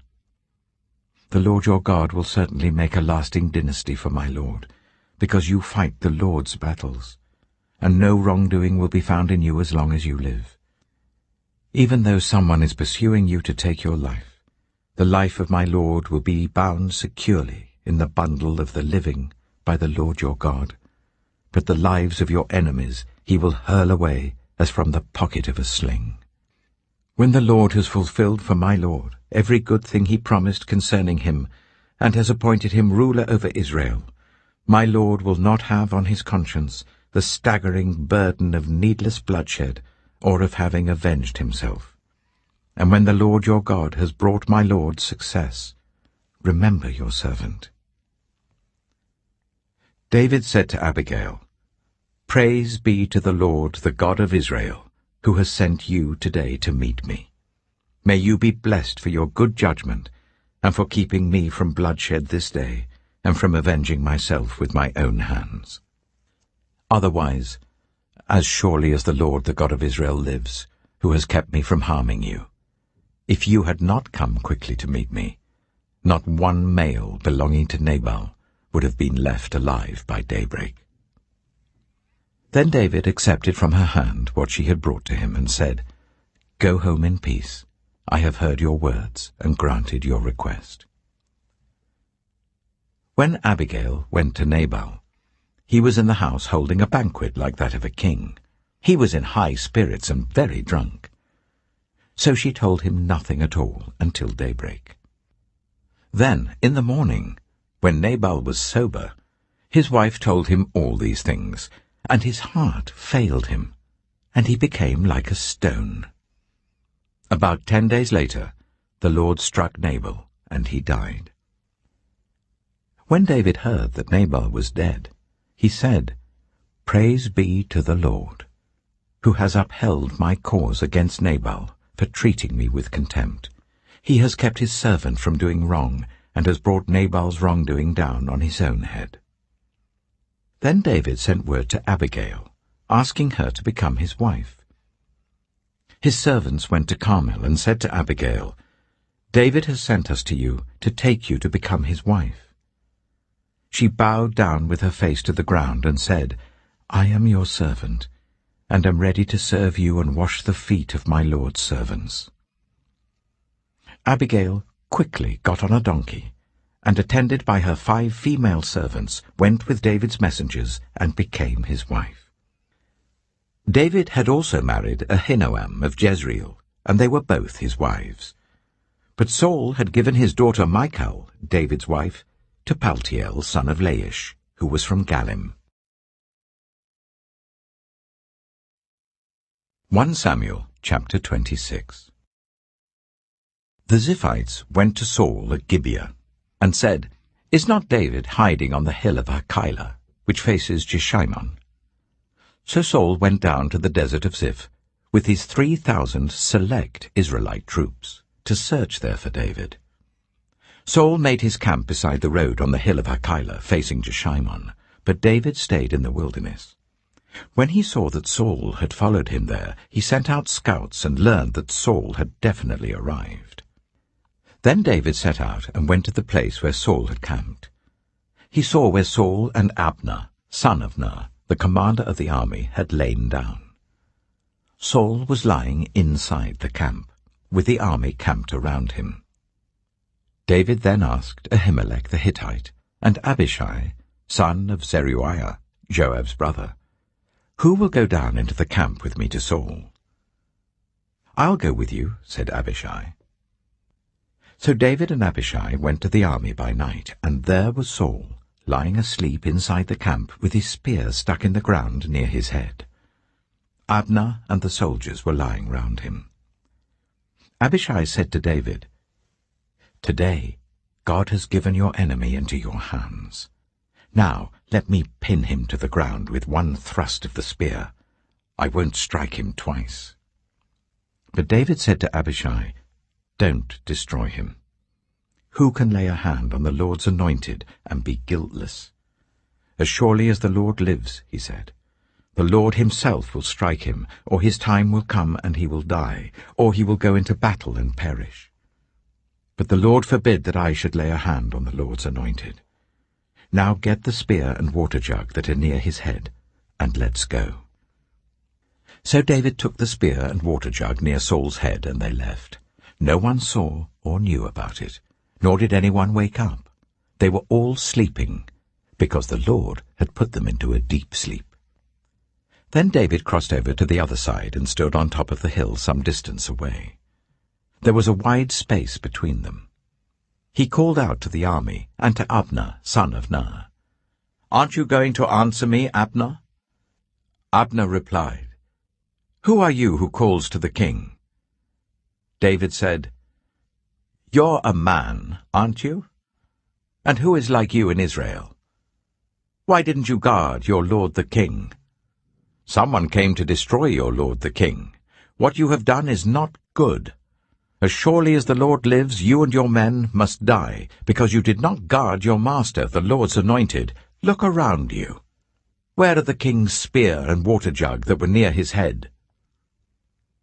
Saul recognized David's voice and said, "Is that your voice, David, my son?" David replied, "Yes, it is, my lord the king." And he added, "Why is my lord pursuing his servant? What have I done, and what wrong am I guilty of? Now let my lord the king listen to his servant's words. If the Lord has incited you against me, then may he accept an offering. If, however, people have done it, may they be cursed before the Lord. They have driven me today from my share in the Lord's inheritance, and have said, 'Go serve other gods.' Now do not let my blood fall to the ground far from the presence of the Lord. The king of Israel has come out to look for a flea, as one hunts a partridge in the mountains." Then Saul said, "I have sinned. Come back, David my son. Because you considered my life precious today, I will not try to harm you again. Surely I have acted like a fool, and have been terribly wrong." "Here is the king's spear," David answered. "Let one of your young men come over and get it. The Lord rewards everyone for their righteousness and faithfulness. The Lord gave you into my hands today, but I would not lay a hand on the Lord's anointed. As surely as I valued your life today, so may the Lord value my life and deliver me from all trouble." Then Saul said to David, "May you be blessed, David my son. You will do great things and surely triumph." So David went on his way, and Saul returned home. 1 Chapter 27. But David thought to himself, "One of these days I shall be destroyed by the hand of Saul. The best thing I can do is to escape to the land of the Philistines. Then Saul will give up searching for me anywhere in Israel, and I will slip out of his hand." So David and the 600 men with him left and went over to Achish, son of Maok, king of Gath. David and his men settled in Gath with Achish. Each man had his family with him, and David had his 2 wives, Ahinoam of Jezreel and Abigail of Carmel, the widow of Nabal. When Saul was told that David had fled to Gath, he no longer searched for him. Then David said to Achish, "If I have found favor in your eyes, let a place be assigned to me in one of the country towns, that I may live there. Why should your servant live in the royal city with you?" So on that day Achish gave him Ziklag, and it has belonged to the kings of Judah ever since. David lived in Philistine territory for 1 year and 4 months. Now David and his men went up and raided the Geshurites, the Girzites, and the Amalekites. From ancient times these people had lived in the land extending to Shur and Egypt. Whenever David attacked an area, he did not leave a man or woman alive, but took sheep and cattle, donkeys and camels, and clothes. Then he returned to Achish. When Achish asked, "Where did you go raiding today?" David would say, "Against the Negev of Judah," or "Against the Negev of Jerahmeel," or "Against the Negev of the Kenites." He did not leave a man or woman alive to be brought to Gath, for he thought they might inform on us and say, "This is what David did." And such was his practice as long as he lived in Philistine territory. Achish trusted David and said to himself, "He has become so obnoxious to his people, the Israelites, that he will be my servant for life." 1 Samuel chapter 28. In those days the Philistines gathered their forces to fight against Israel. Achish said to David, "You must understand that you and your men will accompany me in the army." David said, "Then you will see for yourself what your servant can do." Achish replied, "Very well. I will make you my bodyguard for life." Now Samuel was dead, and all Israel had mourned for him and buried him in his own town of Ramah. Saul had expelled the mediums and spiritists from the land.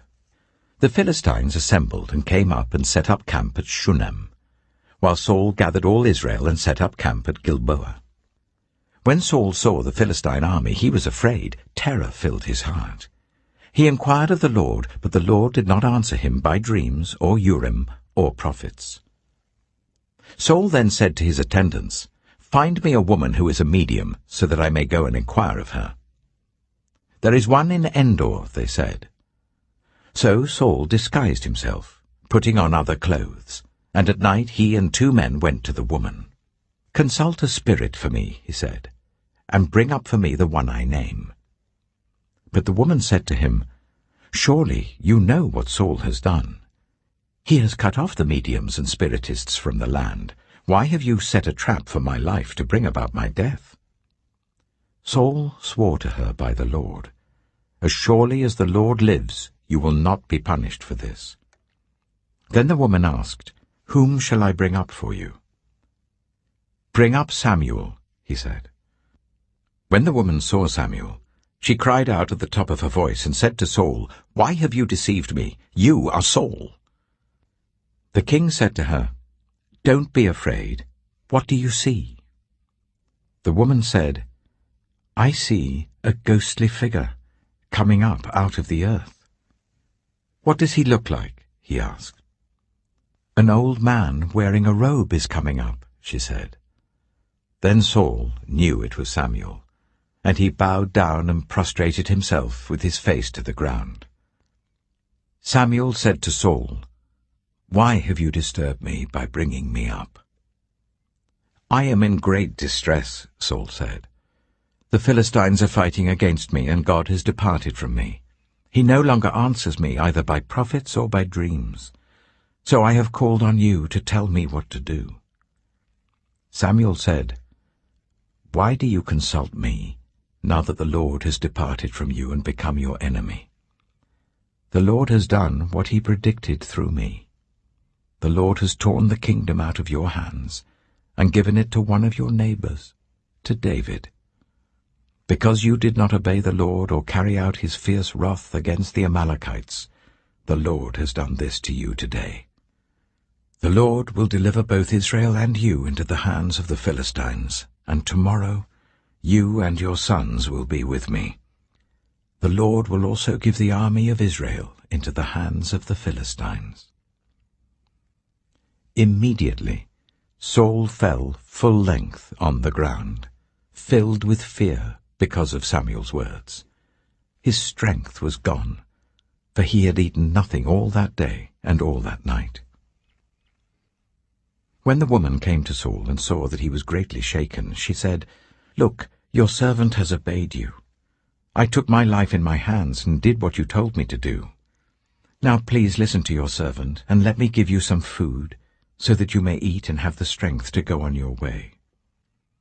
He refused and said, "I will not eat." But his men joined with the woman in urging him, and he listened to them. He got up from the ground and sat on the couch. The woman had a fattened calf at the house, which she slaughtered at once. She took some flour, kneaded it, and baked bread without yeast. Then she set it before Saul and his men, and they ate. That same night they got up and left.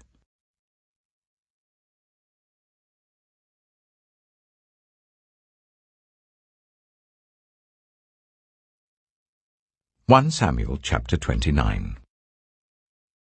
The Philistines gathered all their forces at Aphek, and Israel camped by the spring in Jezreel. As the Philistine rulers marched with their units of hundreds and thousands, David and his men were marching at the rear with Achish. The commanders of the Philistines asked, "What about these Hebrews?"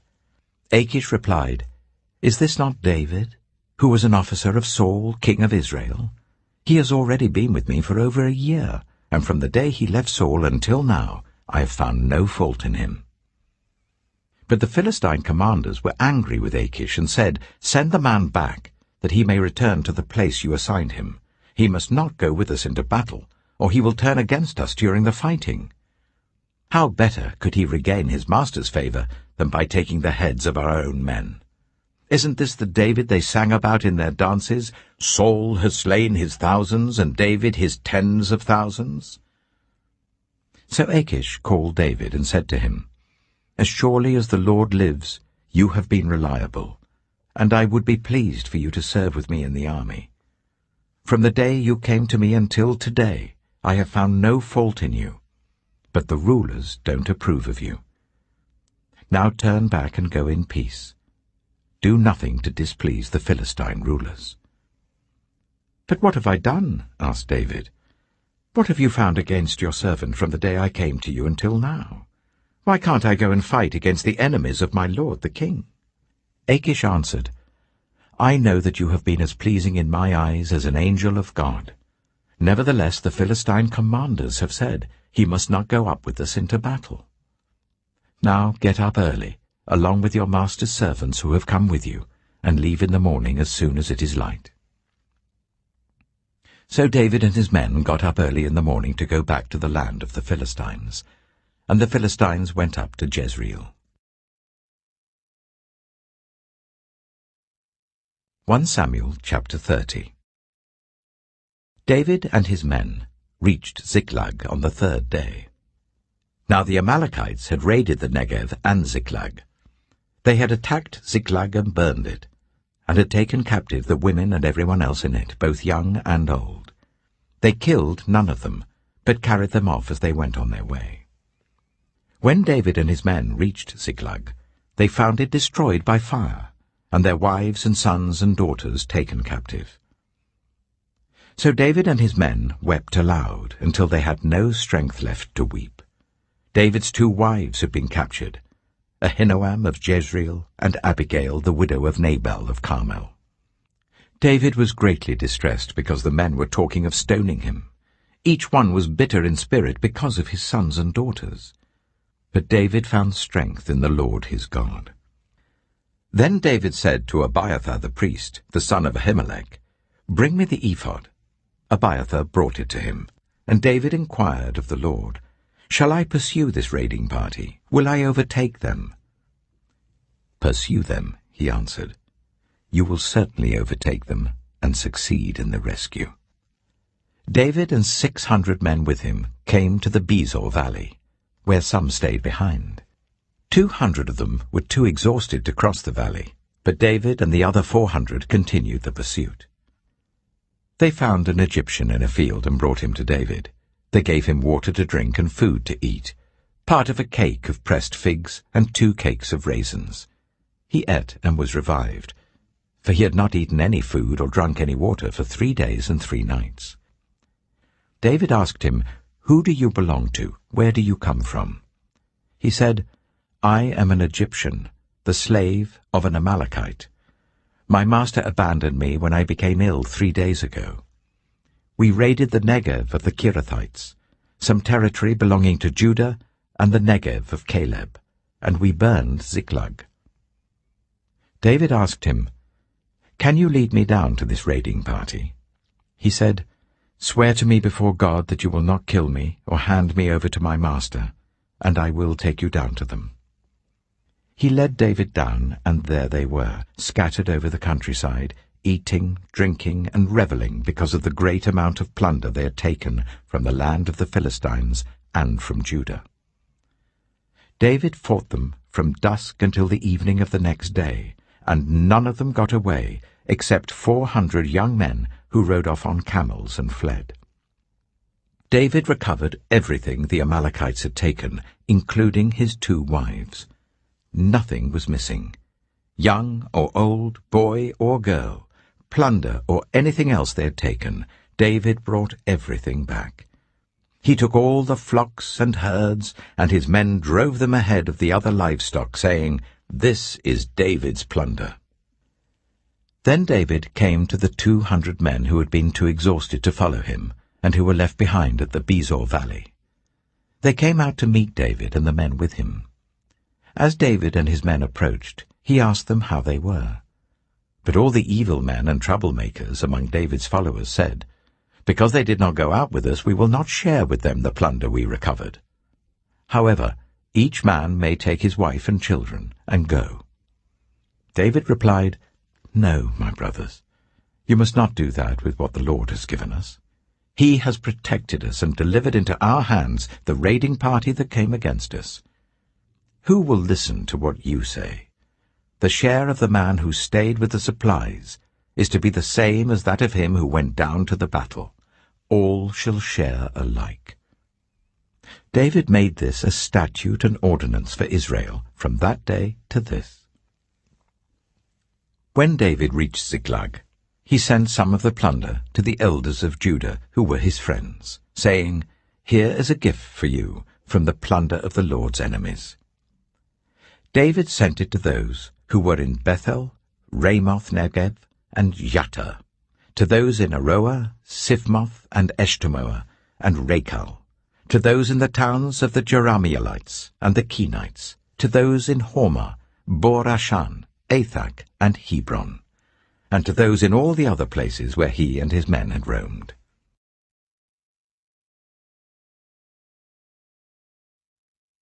1 Samuel chapter 31.